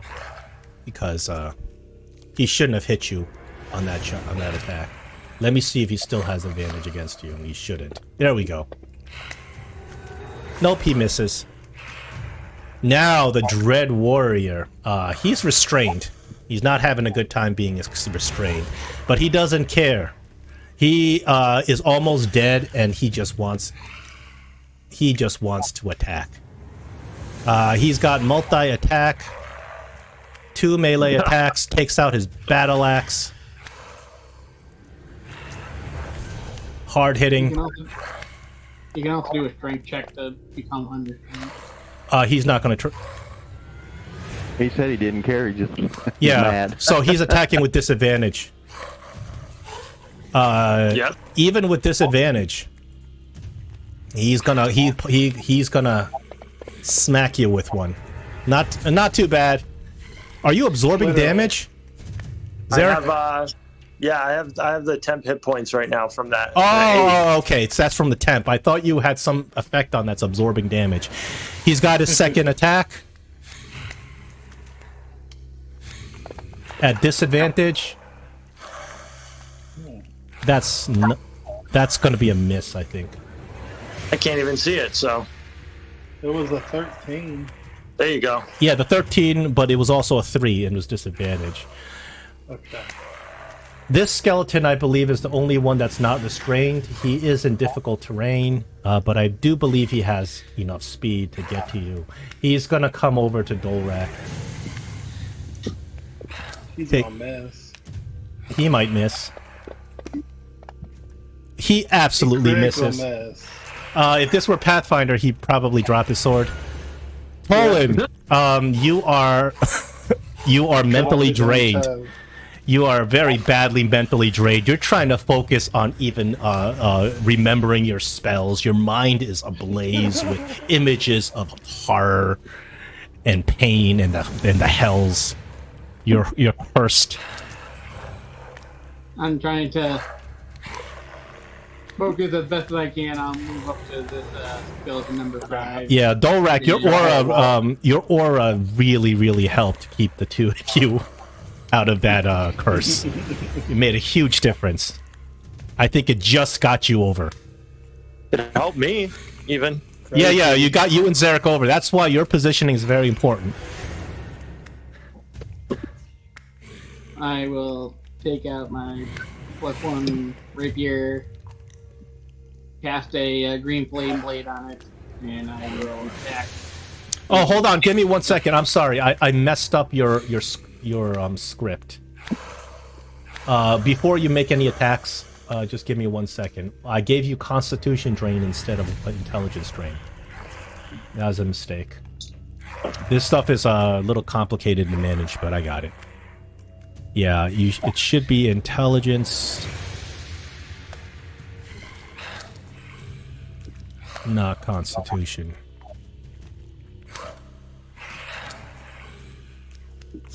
Oh no. Did I do that? What'd you do? I think I took him completely out of the combat tracker. I'm sorry, Tolan. Tolan, I put you back in the combat tracker. Unfortunately, all of the effects that you had on previously have disappeared because I'm an idiot. It's fine. I can reapply. Yeah. I'm going to fix these ability. I'm going to reapply these ability drains. Intelligence, Wisdom, Charisma, and I'll change them all to 4. Tolan must have had like a 14 or 15 initiative because he was just before me. Yeah. I'll put it at 15. There you go. And then now it's your turn. That was a quick fix. All right, Tolan. Everything should be fixed up now. Your attacks will reflect your mental feeble-mindedness. Okay. Here I go with a flaming green flame blade attack against this creature here.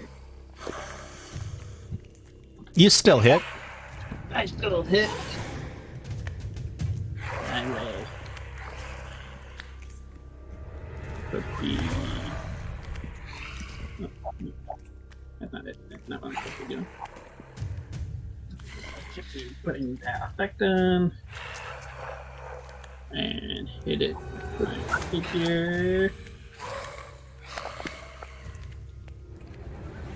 Nice. And then flames shoot from that guy, flying over to the guy right next to him.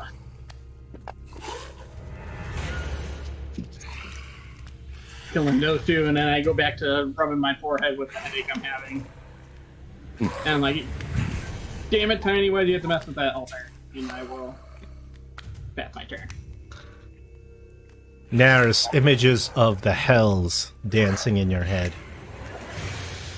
whispering profanities into your mind. You're up. Okay. Well, I pray to my God and to try to clear my mind to see what I need to do, and then I remember that I have a remove curse scroll in my backpack, so I take it out and cast it. Remove curse is good for 1 character, correct?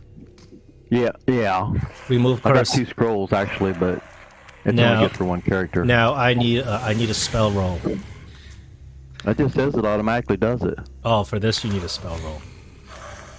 You may use your spell casting modifier that is with your class, of course. You have a charisma modifier.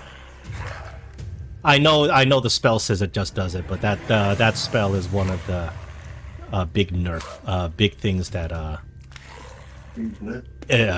people complain, DMs complain about in 5th edition. This thing needs a spell roll. So what you need to do is you use your spell casting modifier, which is your charisma modifier, and you roll with that. It should reflect your present charisma. My spell casting Is charisma. is 15. Is that what you're saying? Just roll a charisma check, flat charisma check. The DC is 16. All right. Well, I'm going to use my inspiration, so I'll have advantage. Oh yeah. You need that. DC is 16. Just a flat charisma check. All right.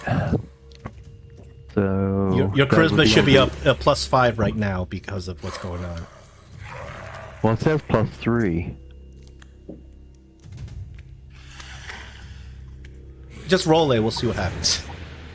Okay, and that comes from the ability side, right? Yeah. All right. I got a 19 on one of them, so. Well, congratulations. You lifted your own curse. You may have your inspiration back for being able to get rid of this. Because Nice. I didn't, you happen to have a remove curse scroll. But you realize how difficult it is to get rid of this curse. It's deep. Now I realize it. Yeah, not before. You managed to make it. The DC was 16. So can As the curse fades from your body and you feel your head coming to clarity again. Well, then that gives me the opportunity to run over here to Tiny and hand him. Is it okay if I just drop my other scroll and then do a bonus action? What do you mean? I got another scroll of the remove curse. If I drop it on the floor so Tiny can pick it up, and then I'm going to hand wave this, and you can just give it to Tiny, because we haven't in the past played with the complex 5th edition interact rules. So what I was going to do with my bonus action was cast a spiritual weapon. You can do that both. That's fine. All right. So I'm not gonna nickel and dime you for interacts.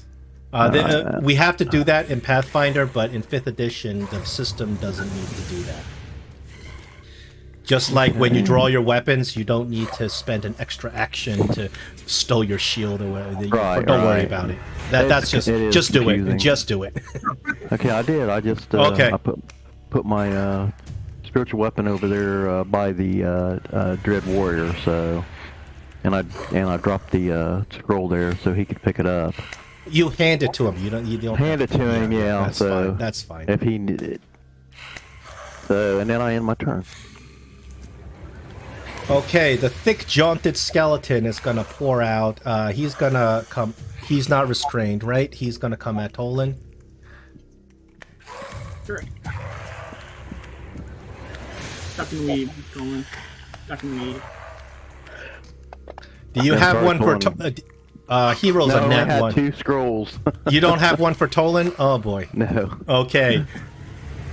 Thrall number 2. Now these thralls, magically enchanted, they are mindless at this point, and they just come in and they attack you. It says club, but the thrall's attacking with his fists. That's Sarek. Okay. He's not going to hit you. Thrall number 8 pours in right over. He's restrained. Oh, he's restrained. So this guy is going to try to break out of his restraints. I don't think he's going to be very good at it.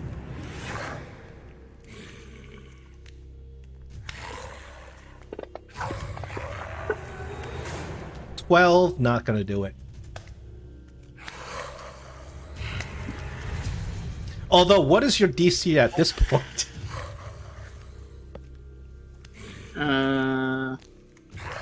15?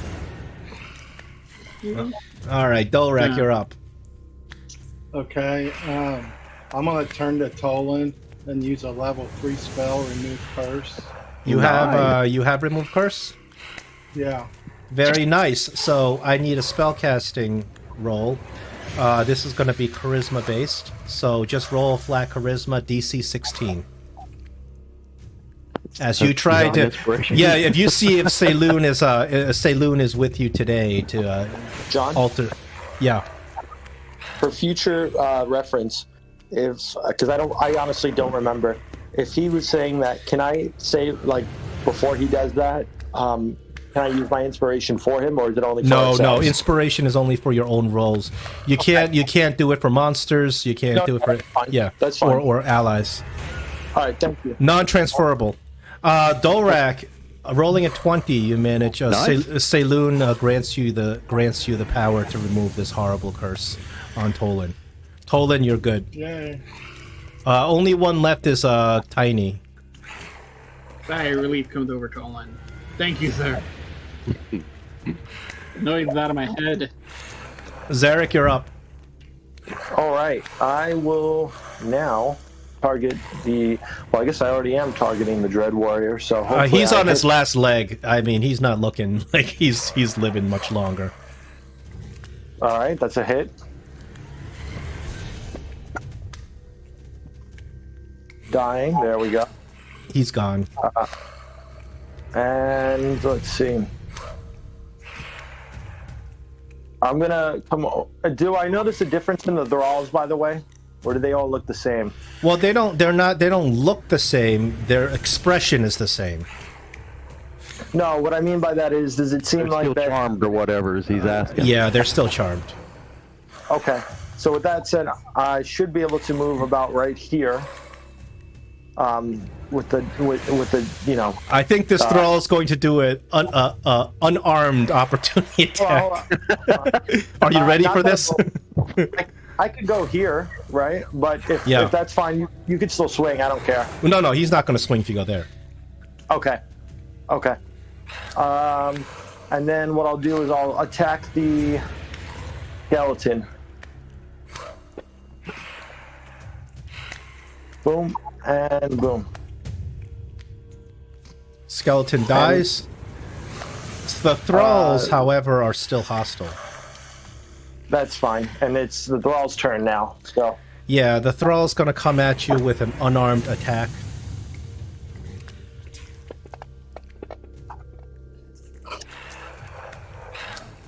This thrall... Oh, that should have been at disadvantage. But it's not like it's going to make it any better. This thrall is not restrained, mindlessly coming at you.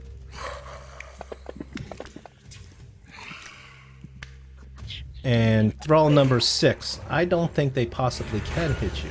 I'm not sure. Oh, no, they can still hit you. They gotta roll 20. This thrall is going to try to break out of his restraints. No proficiency in athletics. We're up to Tiny. Alright, so Tiny Marble Cakes being in the daze that she's in, Neris hands her that scroll, and then she looks at it, she's like, and then just out of curiosity, she opens it up and reads it. To cast the scroll, actually, it's not. Is it part? Is remove curse of something a bard can cast? Can a bard cast remove curse? I don't know if I'm Cleric, bard Elder with Knight, or not. Paladin, Warlock, Wizard, and Arcane Trickster. So no. So, Tiny, you open up the scroll and you realize you can't access this magic. Do you want to hand it back to Neris? You can still take your turn.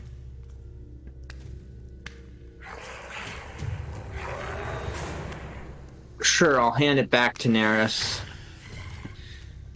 And I guess I'll try to read what's on it, and it's probably written in Draconic or whatever language. No, you can read it, but it's not. You don't have access to this kind of magic. With your I bardic thought spells. anybody could use a scroll. Like warriors can use scrolls, right? no, it depends. No, if 5th edition. bard- Yeah, the a rules for bard- scrolls they have to be within your class list. A bard okay. Would use remove curse. You if- can get it through magical secrets, but you didn't take the specific secret to take that spell. Oh, okay.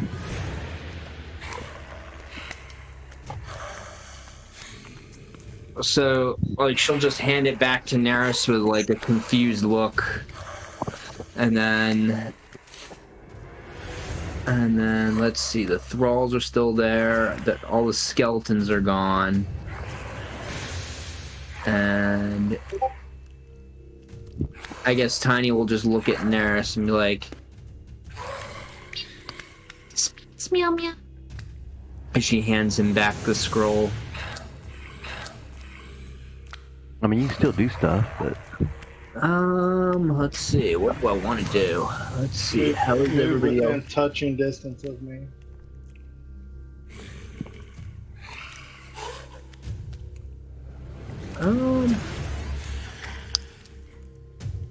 Seeing the thralls there. You know what? I'm not gonna do it. I'm just gonna end my turn. Yeah, I'll just do that. All right. These thralls are not really much of a threat, but they're just kind of mindlessly attacking you. I mean, I'll just yell out to the guy. What do we do? I thought we were trying to save these guys. They're attacking us now. What do we do? Kill them Kill them? or die. Oh, they're trapped in my web. Then they're not. well, they're still attacking. They're still attacking Yeah, us they're if still we get attacking close. us, unfortunately. And we don't have another solution, so I'll come over to the thrall and attack him with Green Flame Blade. You could say star to him if it makes you feel better.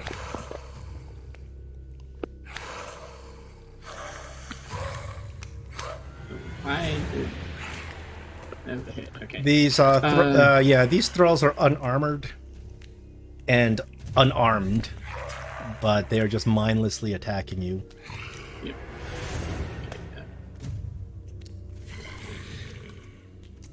You pretty much don't even have to roll on them unless you roll like a nat 1. A 1. You have to roll a 1 to miss. And then. Yep. Let me Yep. jump over to the other one. Kill both of them easily. Kill both of them. I don't like this guy. I'm just dragging this out to give you the moral weight Yeah. of killing innocents. Oh my god. I don't like this at all. And then I will end my turn. I feel a little We gotta unprepared. worry about those other creatures in the water, though. It's Nair's turn. Oh, it's my turn. Sorry about that. Let's see. What do we got left? You got 2 thralls left. 2 thralls. You look at those creatures, they're not trying to attack you right now. That whirlpool, it appears to have banged some of those creatures around, and it appears that they've kind of retreated. You look at the water, it looks kind of calm.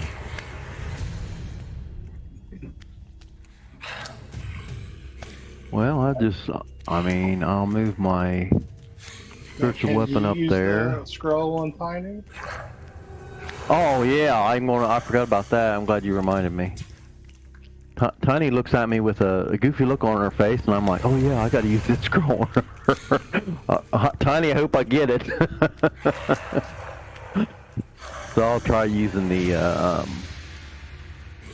remove curse scroll on Tiny, and I'll use inspiration again. Very well. It is a charisma check. Now that you have your full charisma bonus, the DC 16 should not be hard. Okay. 1 for the money and 2 for the show. There you go. All right. You just made it. Good job, everybody. All right. So with my bonus action, I can still move and attack with my spiritual weapon, though, right? Sure. Yep. Yeah. So I'm going to do that. So I'll just attack one of them, and I guess you want me to roll or just say he's dead. It probably would be the same thing. I don't. If you want to, don't you want to roll? It's fun. You also you also have advantage. I know. I almost can't. I don't think I can miss. You can't, but you also have advantage. You know, see if you can get lucky. Oh, Critical hit on this. there we go. Oh wow, 19. Not bad. Wait, you roll on that one. You'd have to roll 2 ones. There we go. Yeah. These thralls are not really much of a threat. They're not enthralling. supposed to be.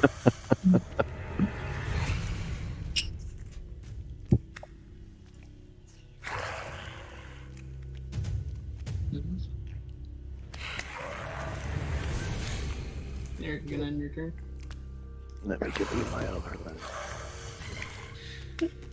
Is your turn up? We have one throw left before combat ends. Well, I don't have any other actions, so I can only attack one of them. So, Okay. yeah, sorry.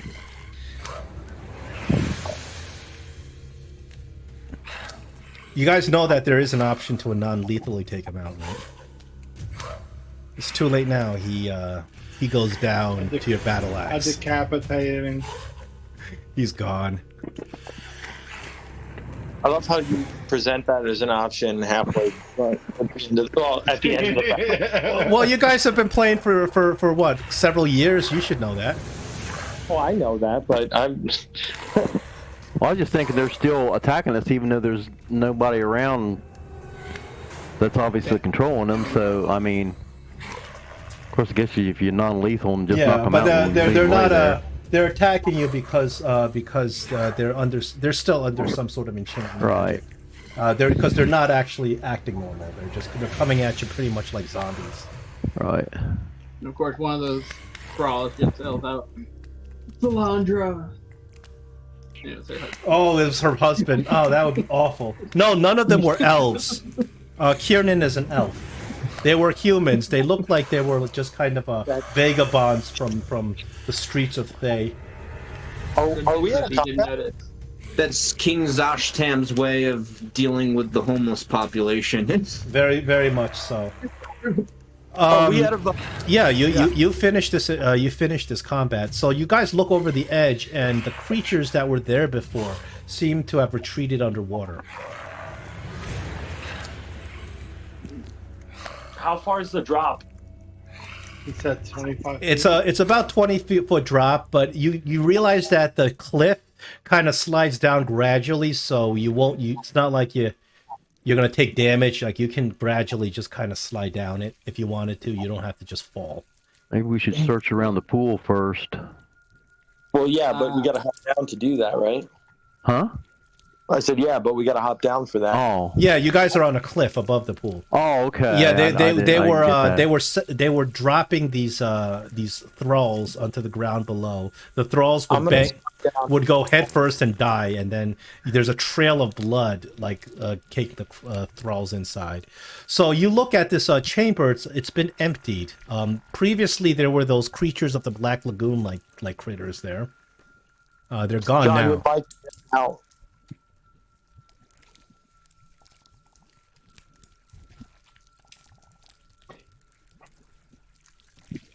I mean, Okay, yeah, I'm back. Pretty good. I'm back. Usually usually just re-entering Discord helps. I hear you. So I'll stay back there with you and help you with that altar thing. I want to make sure it's not going to do it again. the profane energies of the altar seem to have discharged already. You look at the altar, it looks inert and it's cracked. Okay. Doesn't quite look like it's gonna do any. Are there any drawers or panels or anything that can be opened? The altar is like a solid block of obsidian. Okay. You kind of look around, there's nothing in there. But you see these carvings of roses, some sort of symbology that you don't recognize. Okay. And it appears that, the stains, these brown stains on top of the altar had been activating the latent curse within it. Right now, you're looking at the altar, it's not really doing anything. It's kind of inert. Is the stains blood? You're not sure. You can go over there and medicine. Where do I need to go? Into the water? No, Or- they're looking at the altar. We're looking at the altar over here where that cursed us. Oh, that was. Do we know? I will investigate to see if it's blood. If that's okay. Sure.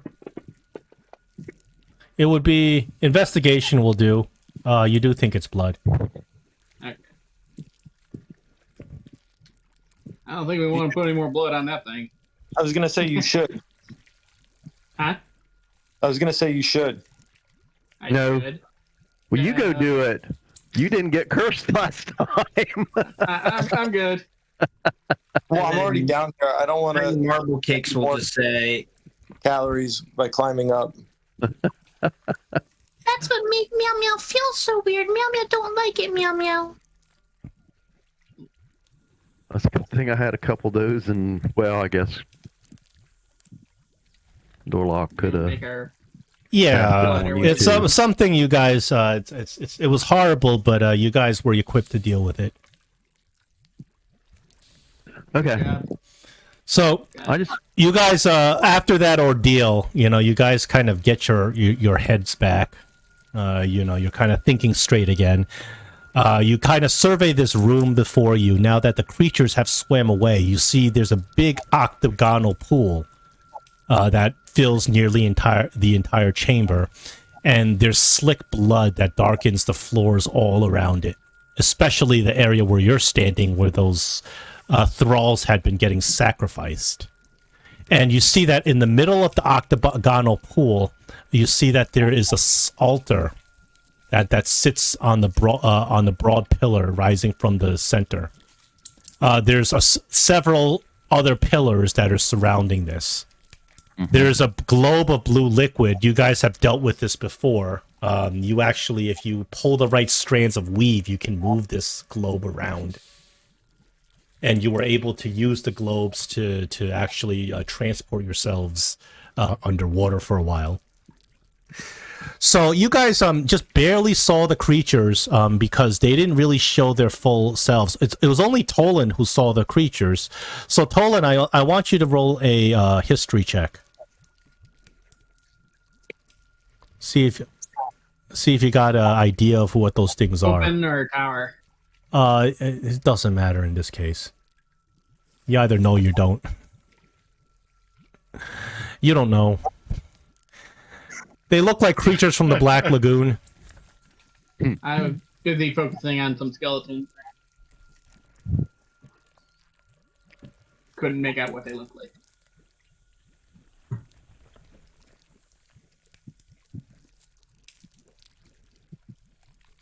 Well, we kind of checked this room. I mean, I don't know if you want to go check out the center pillars at all.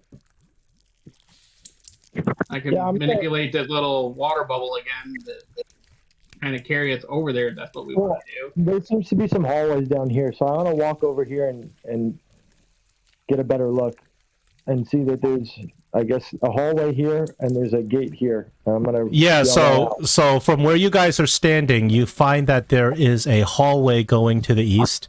There is, hallway going north that opens to that goes to a double door. The double door is locked, and you hear some kind of singing. It's really awful sounding singing. This guttural chanting. Meow Meow sing better than that, Meow Meow. Yeah, it's actually very offensive to the ears. So you hear that from the other side of the hallway. It's audible. And this white gate, of course, leads to a different section of the Doomvault, a different sector of the Doomvault, you think, because you see that the walls in the hallway actually change beyond the white gate. Also, to the south, you find yet another exit. Another white gate. You don't see it on the map, but it's there further. I can see it, or part of it anyway. Yeah. What's in the middle of this lagoon type thing? At the top of that pedestal. You see body parts.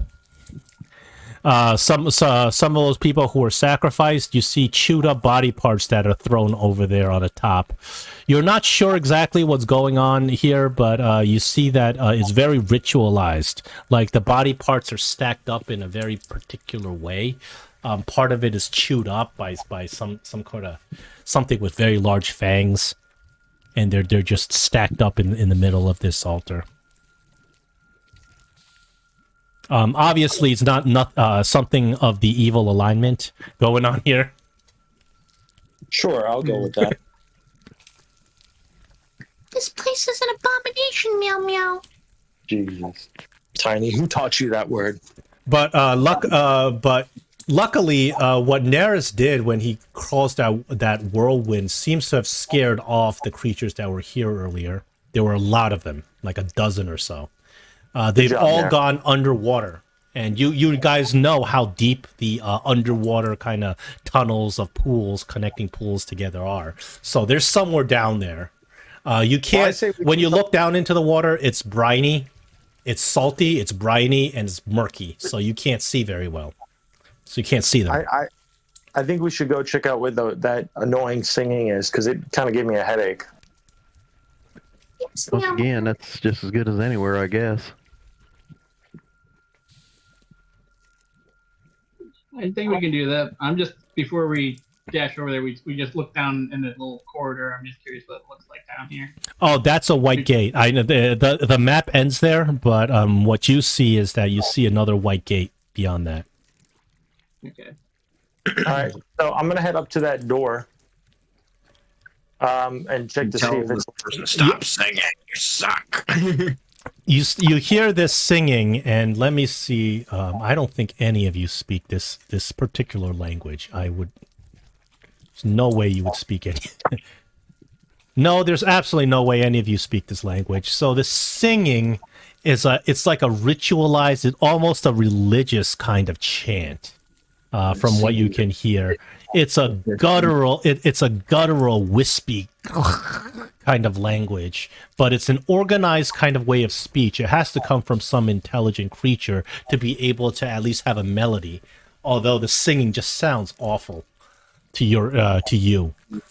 Using like singing in like a Locrian mode or something. Yeah, but clearly this is This singing has to come from some sort of intelligent creature, some creature able to hold a melody, because there's not just one person singing. It sounds like a choir, a sort of like monk chant, but really nasty sounding. Is the door locked? There's no discernible lock, and it pushes out. It pushes into the room. Push it open a little bit and see if you and peek in and see what you can see. Yeah, that's what I wanted to do. I think I heard the singing before. It sounds like when Tiny is coughing up a hairball. That's bad.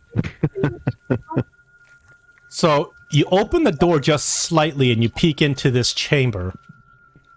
It doesn't appear to disturb anything going on in this chamber as you open the door, and you see that you see a strange sight in this chamber. So the chamber is a circular pool. And it's filled with very clear water. There are 6 stone pillars that rise from top to bottom. I'm sorry, they don't rise to the ceiling. They just jut out of the water, creating platforms. Is there a middle one like there is in the other room? No, there's no middle one in this room. So you see that. There are 6 of these black lagoon-like creatures swimming along the surface around the edge of the pool. And there is a well-dressed one of these black creatures, the black lagoon-like creatures. I'm sorry. Sorry. I choked on my my own spit. Hairball? Yeah, I had to say hairball. He was trying to replicate the singing. Or if you could describe what they look like a little bit better. Like, are you talking like yeah, creature? I have a Or picture, like but I don't want to give it away because you guys failed your check. Okay. Well, since we all could see, somebody else with the history could check it, I guess. Because at that point in time, Tolan was the only one that had seen him. I guess. I'll do a history check if you're all right with it. Yeah, sure. Go ahead. You're not from this plane. You get disadvantage. All right, open. Yeah, go ahead. All right, I don't know why. Oh, hold on. Here we go.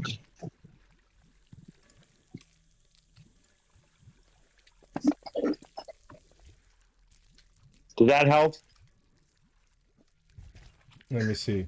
Oh, you scored pretty high. Yeah. You might have done a little bit of studying of the material plane during your time. So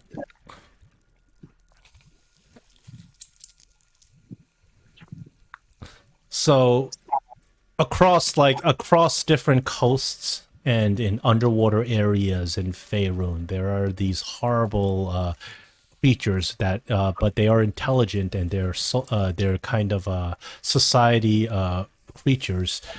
They are called sea devils, aka Sahagwin. Oh, okay.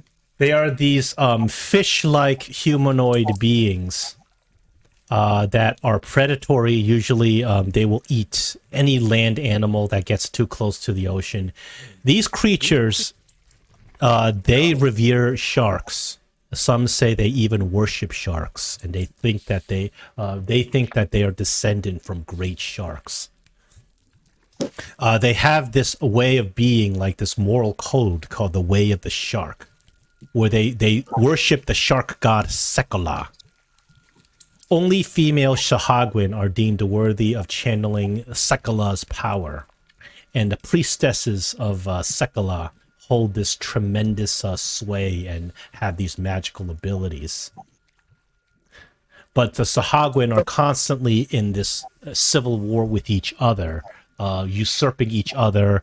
They are like a patriarchal, regal society where there's constant. It's like Shakespearean. They have a king. He has princes, and they're fighting for power. Sahagwin. There's nothing Sahagwin hate more than elves. So that's what you know about these creatures. I wanted to go, and I saw Tiny put an effect on himself, so please interject if you're on the same train of thought with this, because my idea was I have the minor illusion cantrip, and I wanted to see, I know it's not going to be anything crazy, but put one of those shark creatures on, or just a regular shark, I guess, behind them, I guess, between one of the walls near the door, like the right side, just like a shark there, that make it look like it's struggling, gasping for air. What are you trying to do? You're trying to create a shark, right? Yeah. So it's just a minor illusion. It can't do anything. I just wanted to make it look like it's a shark that's struggling because it's not in the water. Okay. What are you trying to do with this struggling shark? What is your... Like my goal? Yeah. So it's just so I'm aware, so we know how to play this.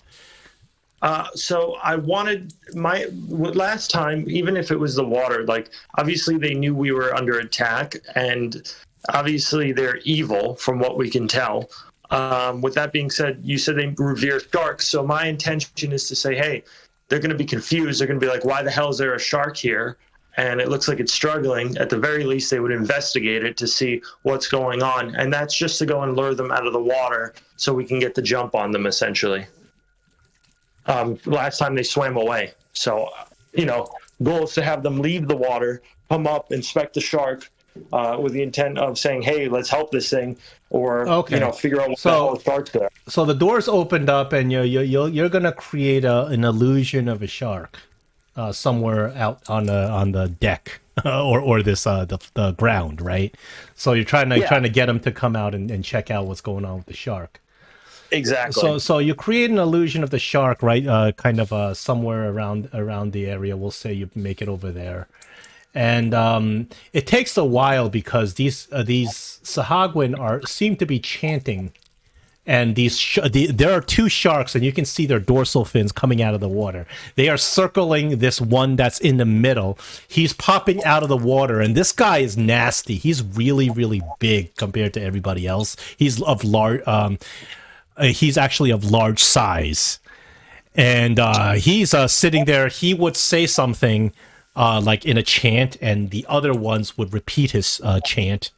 And they just keep swimming around and around in a circle. Eventually, after you wait for like a minute or so, one of these sharks, one of these Sahagwins notices this shark illusion, and he climbs out. He's what's your spell save DC? He's gonna roll against it. That's a great question. I should have had prepared. It should be based on your intelligence. Yeah. So that would be. Is it with the proficiency bonus too, correct? what is it? 8 plus 8 plus 9, proficiency bonus plus your spell casting ability. 15. A 15. Okay, so I believe he rolls an intelligence save to detect to discern this illusion. Sure. Or check or something, yeah. Yeah, it's a save. Let me see. Oh, I'm afraid he's going to fail that save. So because he fails that save and he just doesn't recognize the illusion, he lets out this scream. But then he goes down and he reaches for the shark, and it's not there. And he lets out another scream. The dancing and the chanting stop. Clearly, you've gotten their attention. This shark, this Sahagwin is confused because he thinks that this shark is real, but when he reaches down, it's just an illusion. He calls over another Sahagwin. Comes over. I'm going to Sahagwin number 2. And he goes over and he, they start examining this illusion. They don't know, they don't know what's going on, but this Sahagwin is going to also try to take a look. Intelligence save. He fails. So, these Sahagwin think that the shark is real, but the thing is, they don't understand why they can't pick it up. That brings over the Baron.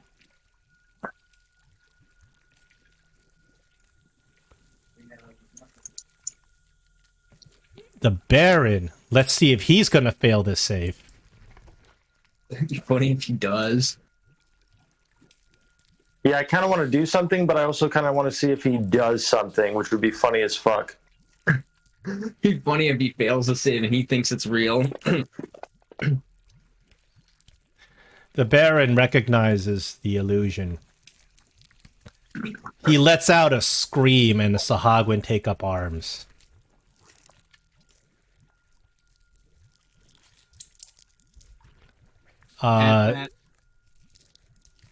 However, you guys are outside the room. The Sahagwin, the Baron just looks at the door in front of you, and the door closes.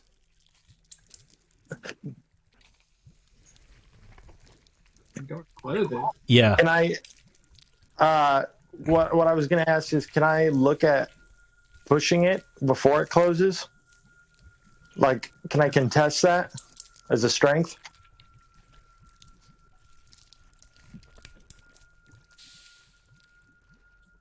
I don't think so, because the way it closed it.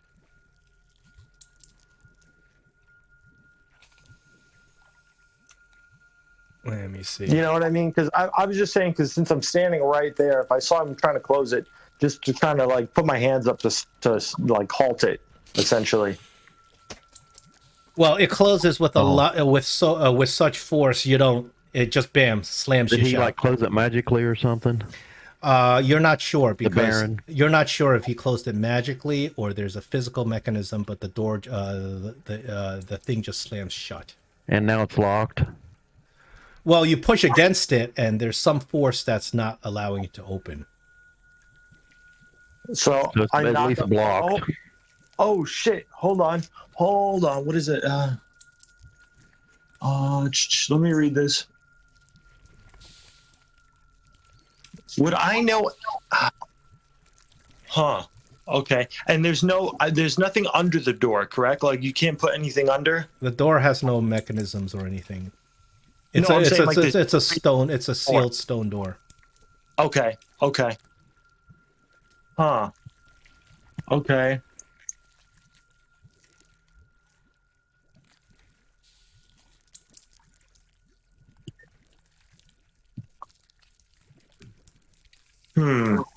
I'm about to cast Fireball before they slam that door on us. I know, right? I know. Yeah, you got all clumped right there and everything. So is there resistance if he tries to push the door open now? The door's not budging when you try to push it.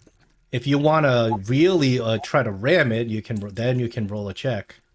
I wonder if we get in the bubble. I mean, if you guys really want to go over there that bad, we could go get in the bubble and see if they're interconnected. Let's see if I can ram it open. At the very least, they'll hear a loud bang, no? Let me drink a potion of Fill Giant Strength. Fuck, okay. This is getting funny. Okay, yeah, do it. Go ahead. 1 second.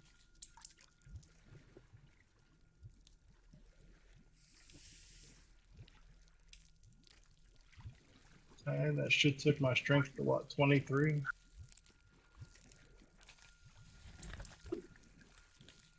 We really need to go over there, guys.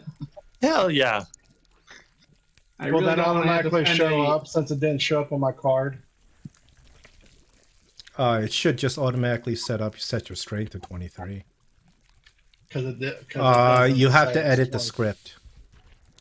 Just add 23 for the duration to your strength. Is the quickest fix. Alrighty. So now I'll do a flat strength check.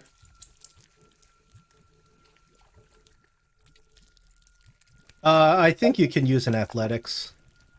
Oh, athletics. Yeah, that would actually be a higher check. No, that won't do it. You hurt your shoulder. Bang. Still won't do it.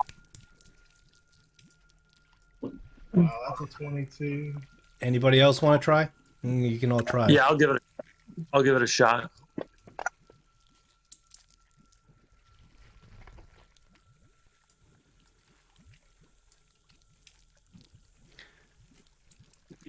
Well, this is what happens.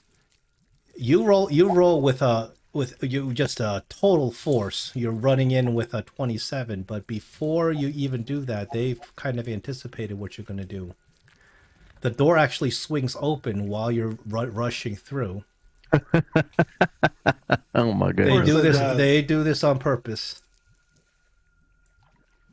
I mean, I hope this is treated as a charge. So it is a charge, but the problem is you're charging in a way where they're kind of ready for you.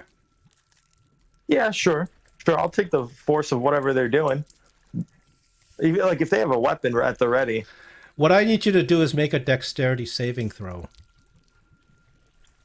Because you charge in with so much speed. All right, you are able to stop yourself before you charge into the water because of the amount of force you get. Let me see. I am setting things up. We roll initiative. All righty. Come on, that 27 was nice, though. Yeah, it was. Glad you used all of it on that door. I know, right?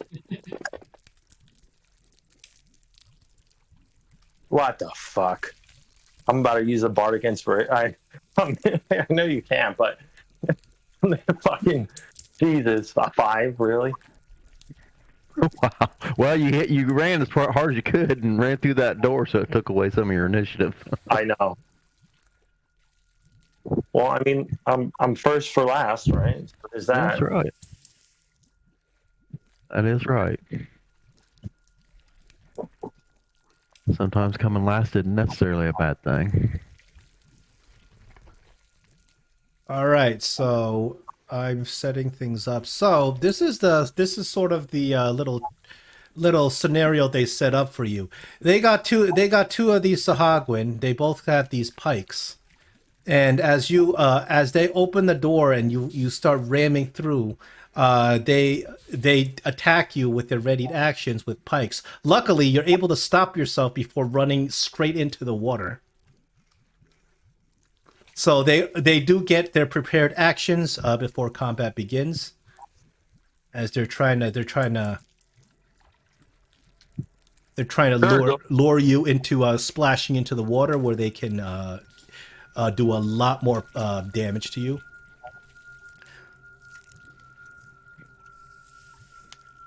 You get 2 attacks coming at you.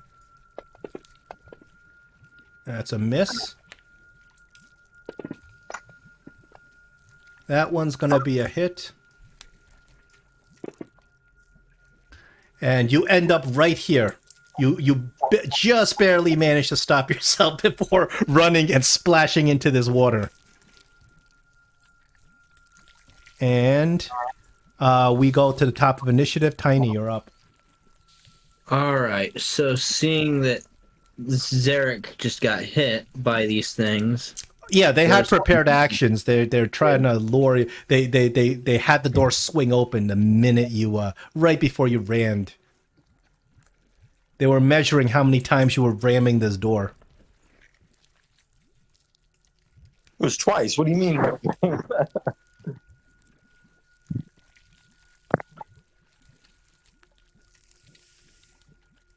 I will use my main action to cast Aura of Vitality, which is a 3rd level spell, so burn a 3rd level spell slot doing that. And then I'm going to use my bonus action, if I can use that on the same turn. I believe you can. I will heal Zarek.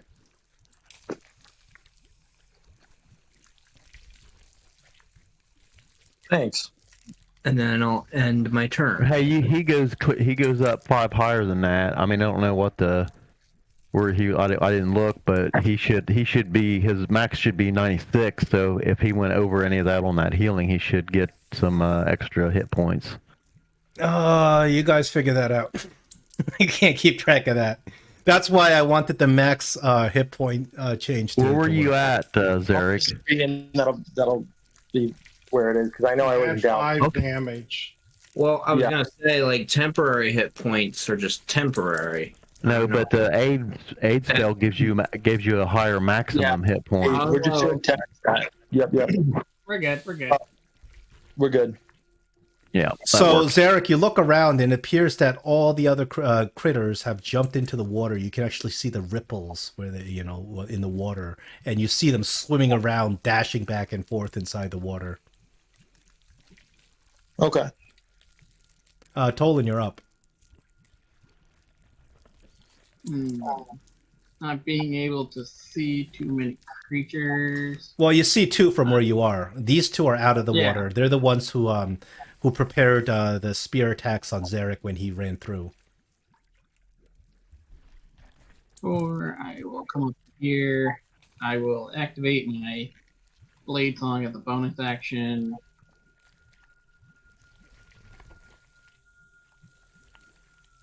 Start moving a little quicker, a little faster.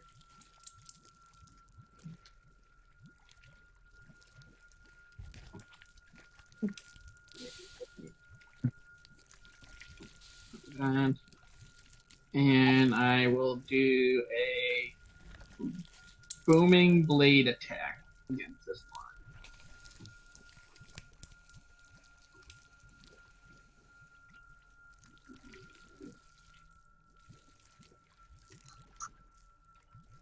Yeah, so it's a little. Take a regular.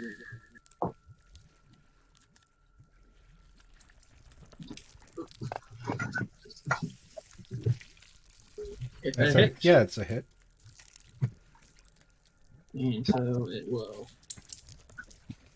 take my damage.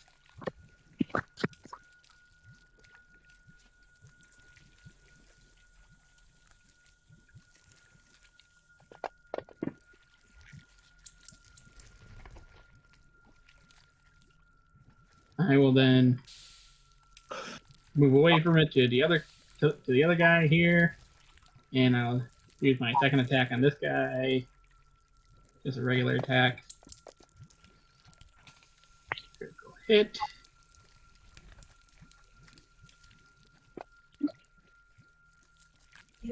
And then one last step, I will back away one. You are allowed to back away without opportunity attacks, right? With your feet. Correct. Okay. Mobile feet. Yep. All right. People attack. This one ready to action. This one, Sahagwin number 6, that's right next to you. He disengages you and he jumps into the water. You can barely see him as he disappears behind the pillar. These guys are not looking to engage you outside the water. Dolrak. Okay, I'm gonna move in. You look at the water and there's a lot of these guys swimming around, in addition to sharks. Crazy.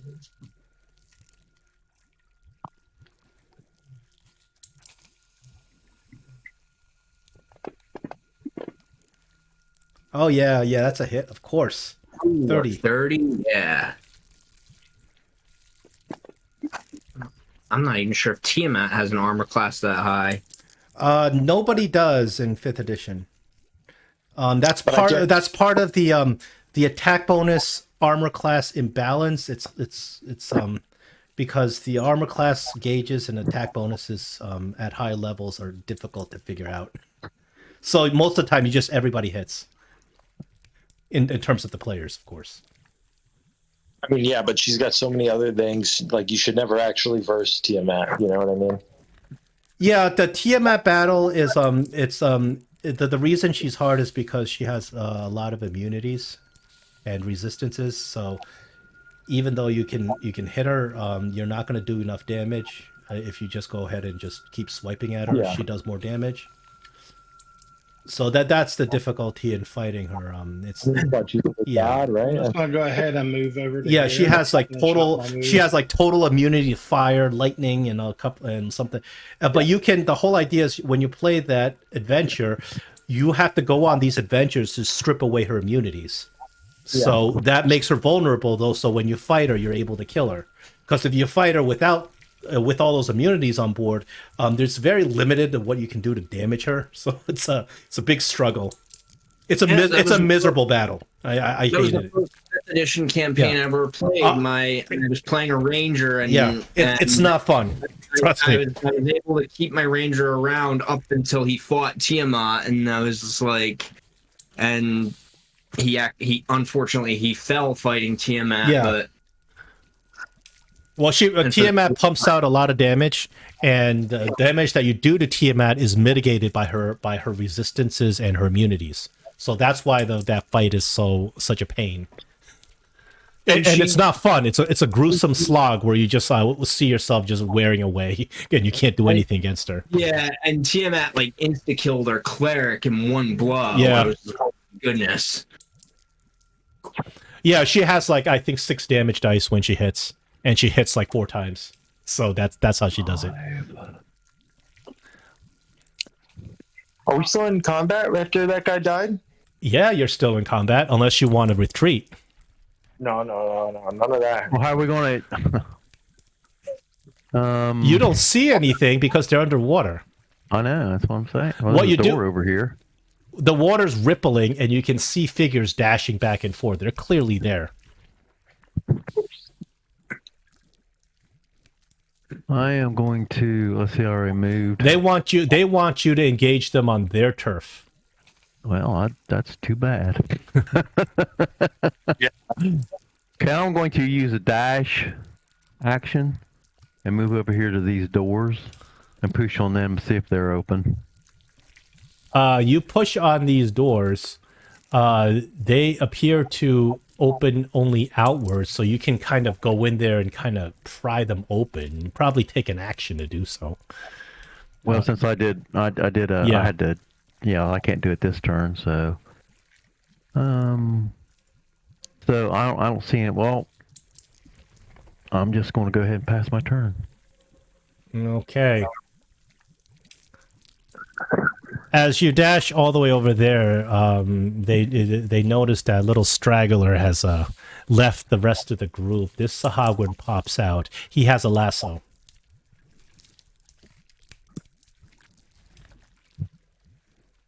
You ready? He's going to come and try to lasso you.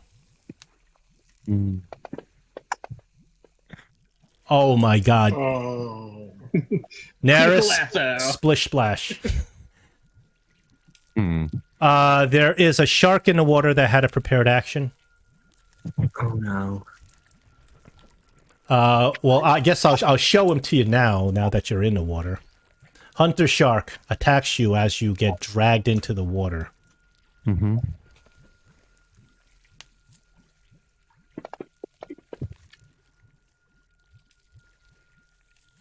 Can I cast shield? You certainly can. Would that make this miss? It makes me 23. Okay, then you cast shield. However, you're restrained by this lasso, but you can still cast shield. I don't believe restraint prevents you from doing any actions. Okay.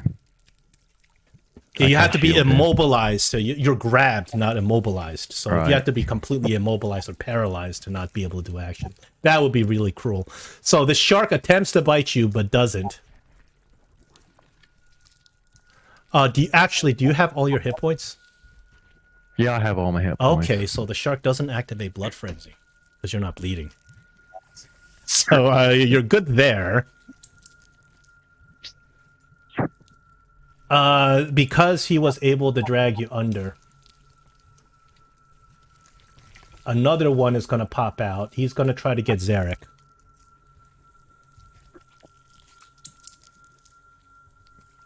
He pops out over here. Attempts to use his... It says spear, but he's a little lasso. He's trying to get Zarek in. It still goes against your armor class. Zarek, you get lassoed in.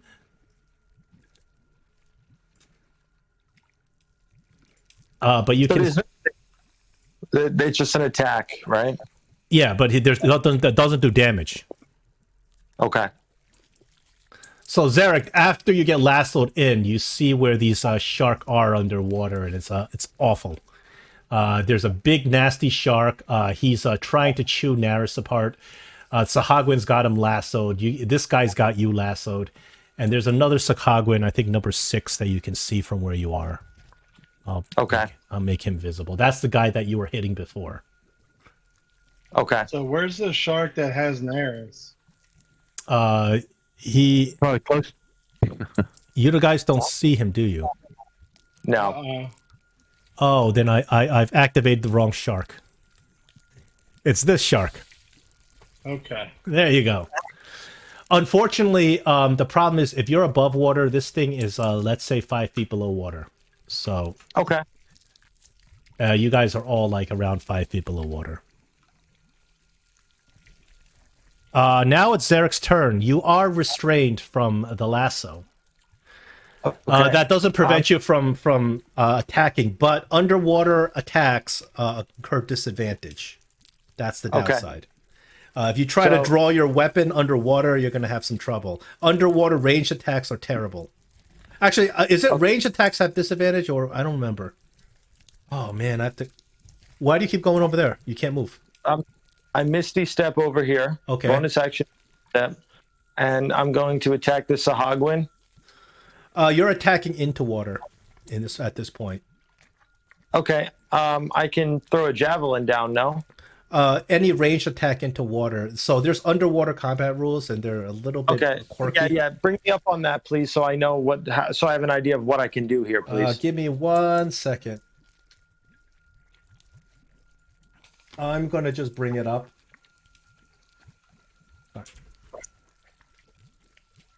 Underwater combat rules are a little janky. Here we go.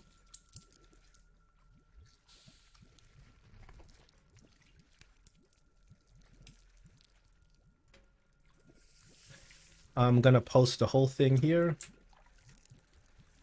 When making a melee attack, a creature that doesn't have a swimming speed, that is you, has disadvantage on the attack roll unless the weapon is a dagger, javelin, short sword, or spear, or trident. Now, this is a melee attack. A ranged weapon attack automatically misses a target beyond the weapon's normal range, but in the normal range, it has disadvantage. So, if you attack the javelin with melee, that's okay. And no disadvantage. Otherwise, your attack's going to be disadvantaged because it's going into water. Okay, so I will just think of it like the water, like, it just completely throws off the trajectory of your swing, so it makes you less effective. So, and the Sahagwin know that because they attack with their little tridents.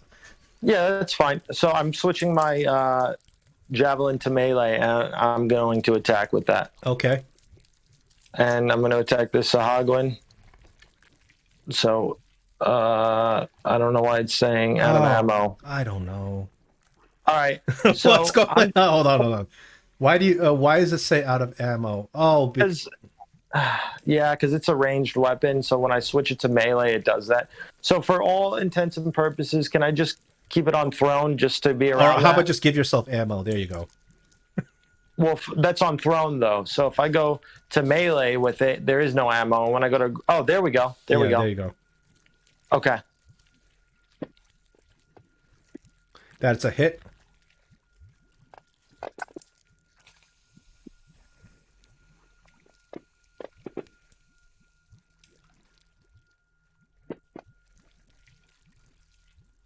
Okay. And now that I think about this, I can't even. I'm gonna have to look at this, but maybe you can give me the DMG because it says the module isn't loaded, and I have items in that you've given me that I can't read because it says module isn't loaded. Oh, just for your heads up on that. But I need the same thing for water breathing. I think it automatically unloaded that module for some reason. I don't know why. Yeah. But it says it's loaded in my We've encountered this before. Because it says it's loaded. This Hunter Shark number 2 actually I confused with Hunter Shark number 1. So what I'm going to do is I'm going to act for Hunter Shark number 1. Hunter Shark number 1 smells the blood in the water. He is on blood frenzy. However, he can't... Well, he can go underneath and come up below you, Neris. He's coming at you with blood frenzy. That gives him advantage. Shield's still up. Yep. Unfortunately, he rolled a 25. That's going to hit you.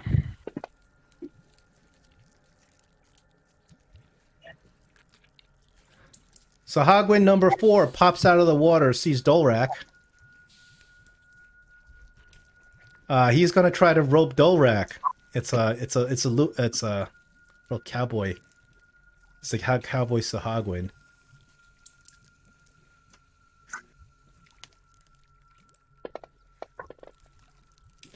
Oh, Dolrak, you and your heavy plate mail go glug glug glug as you get sucked down. So now it's Baron Thomo's turn, and Baron Thomo knows that he's got you exactly where he wants you. He jumps, he pokes his head out right in the middle.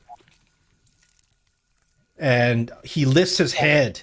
He lifts one set of hands, and he begins chanting his profane Sahagwin chant. Who's near the pillars? Naris, you're near one of the pillars. Dolrak, let me see. Is it 10 feet away from the pillar edge?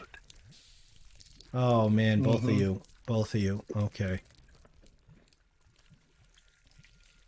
You got dark magic flies out of these pillars.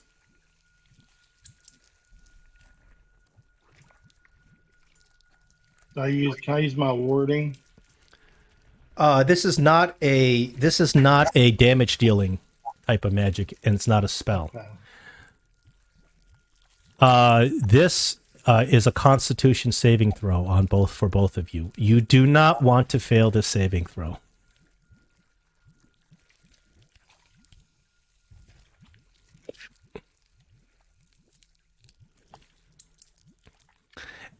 Dark magic flies out of these two pillars that you guys are near, 10 foot from the edge of the pillar. Naris and Dolrak, Constitution save. I'll roll it for you. Yeah, you have been doing it, so. Luckily, the DC is not so bad.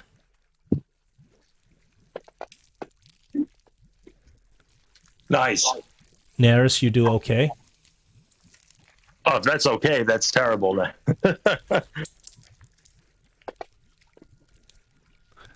Oh, Dolrak. Oh, Dolrak. Dark magic comes out of these pillars. This is a trap that has been set up by the Sahagwin. Dolrak, you get paralyzed. Oh, ugh.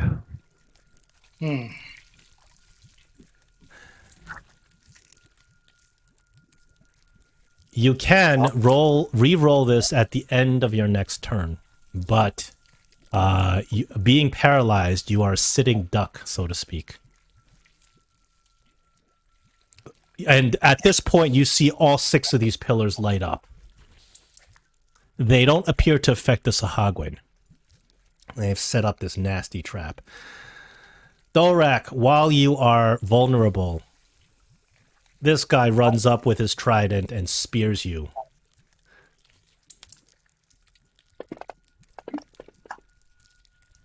He's gonna snag you on that one.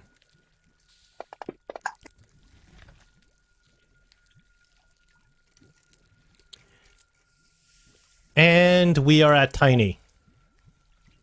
All right. A lot of bad things have happened since then, since your last turn. All right, let's see. I'm gonna move over to here, and okay. Let's see, 5, 10. Tiny, you see that the pillar in front of you is just giving off this glow, like you don't want to be near it. You saw how it paralyzed Dolrak, and Dolrak is just frozen in place in the water. All right, so I'm gonna go over to here if I'm within touch range of Dolrak. Okay. Do you have something that gets rid of paralysis? Yes. What you got? Lesser Restoration.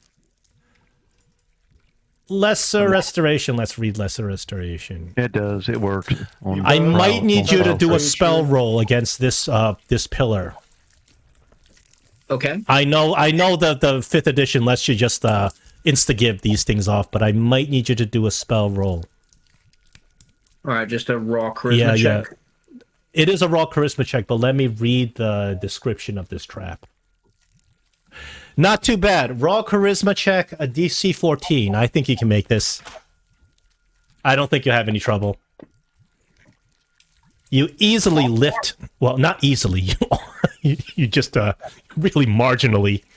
You lift the paralysis on Dolrak. Okay, so that's a 2nd level spell slot. And then for my bonus action, let's see.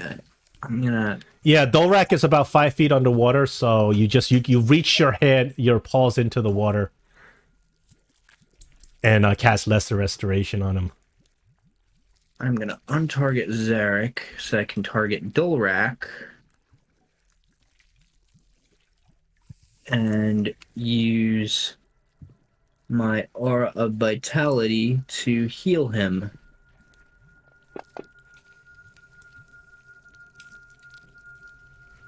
And very good. That's my main action, my bonus action. I've used all my movement. So I think I will end my turn. Very good. Tolan, you're up. Okay, we're gonna need some DM ruling for what I'm about to do, so we'll figure this out. I'm gonna come around the corner. Tolan, that glowing pillar, pulsating pillar, you look at it and you think you should probably avoid it. Yeah. But I saw Neris get dragged into the water. Is he like below the water? Or yeah, he's like 5 feet below. Though this water is fairly clear, so you see what's going on. You see that there's 2 sharks on him. One shark is like even deeper in the water. That's why they're occupying the space. So I'm gonna say this shark is like 10 feet. Hey, don't worry about Naris. I'll be able to help him. I figured something. I have a plan. Okay. And did Dolrak go paralyzed? Dolrak just got cured by Tiny. If you could do some damage to these fuckers. My fantasy grounds just crashed. We are at time, everyone. It is at time, yeah. But but at least let's finish this round. Actually, Dorak, if you don't want to restart Fantasy Grounds, we can just finish Tolan's turn. Yeah, I can pause. I can pause. It's now. up to you. I can try loading it. Well, I don't want to drag it out because we're at 11 Okay. past 11 now. Okay.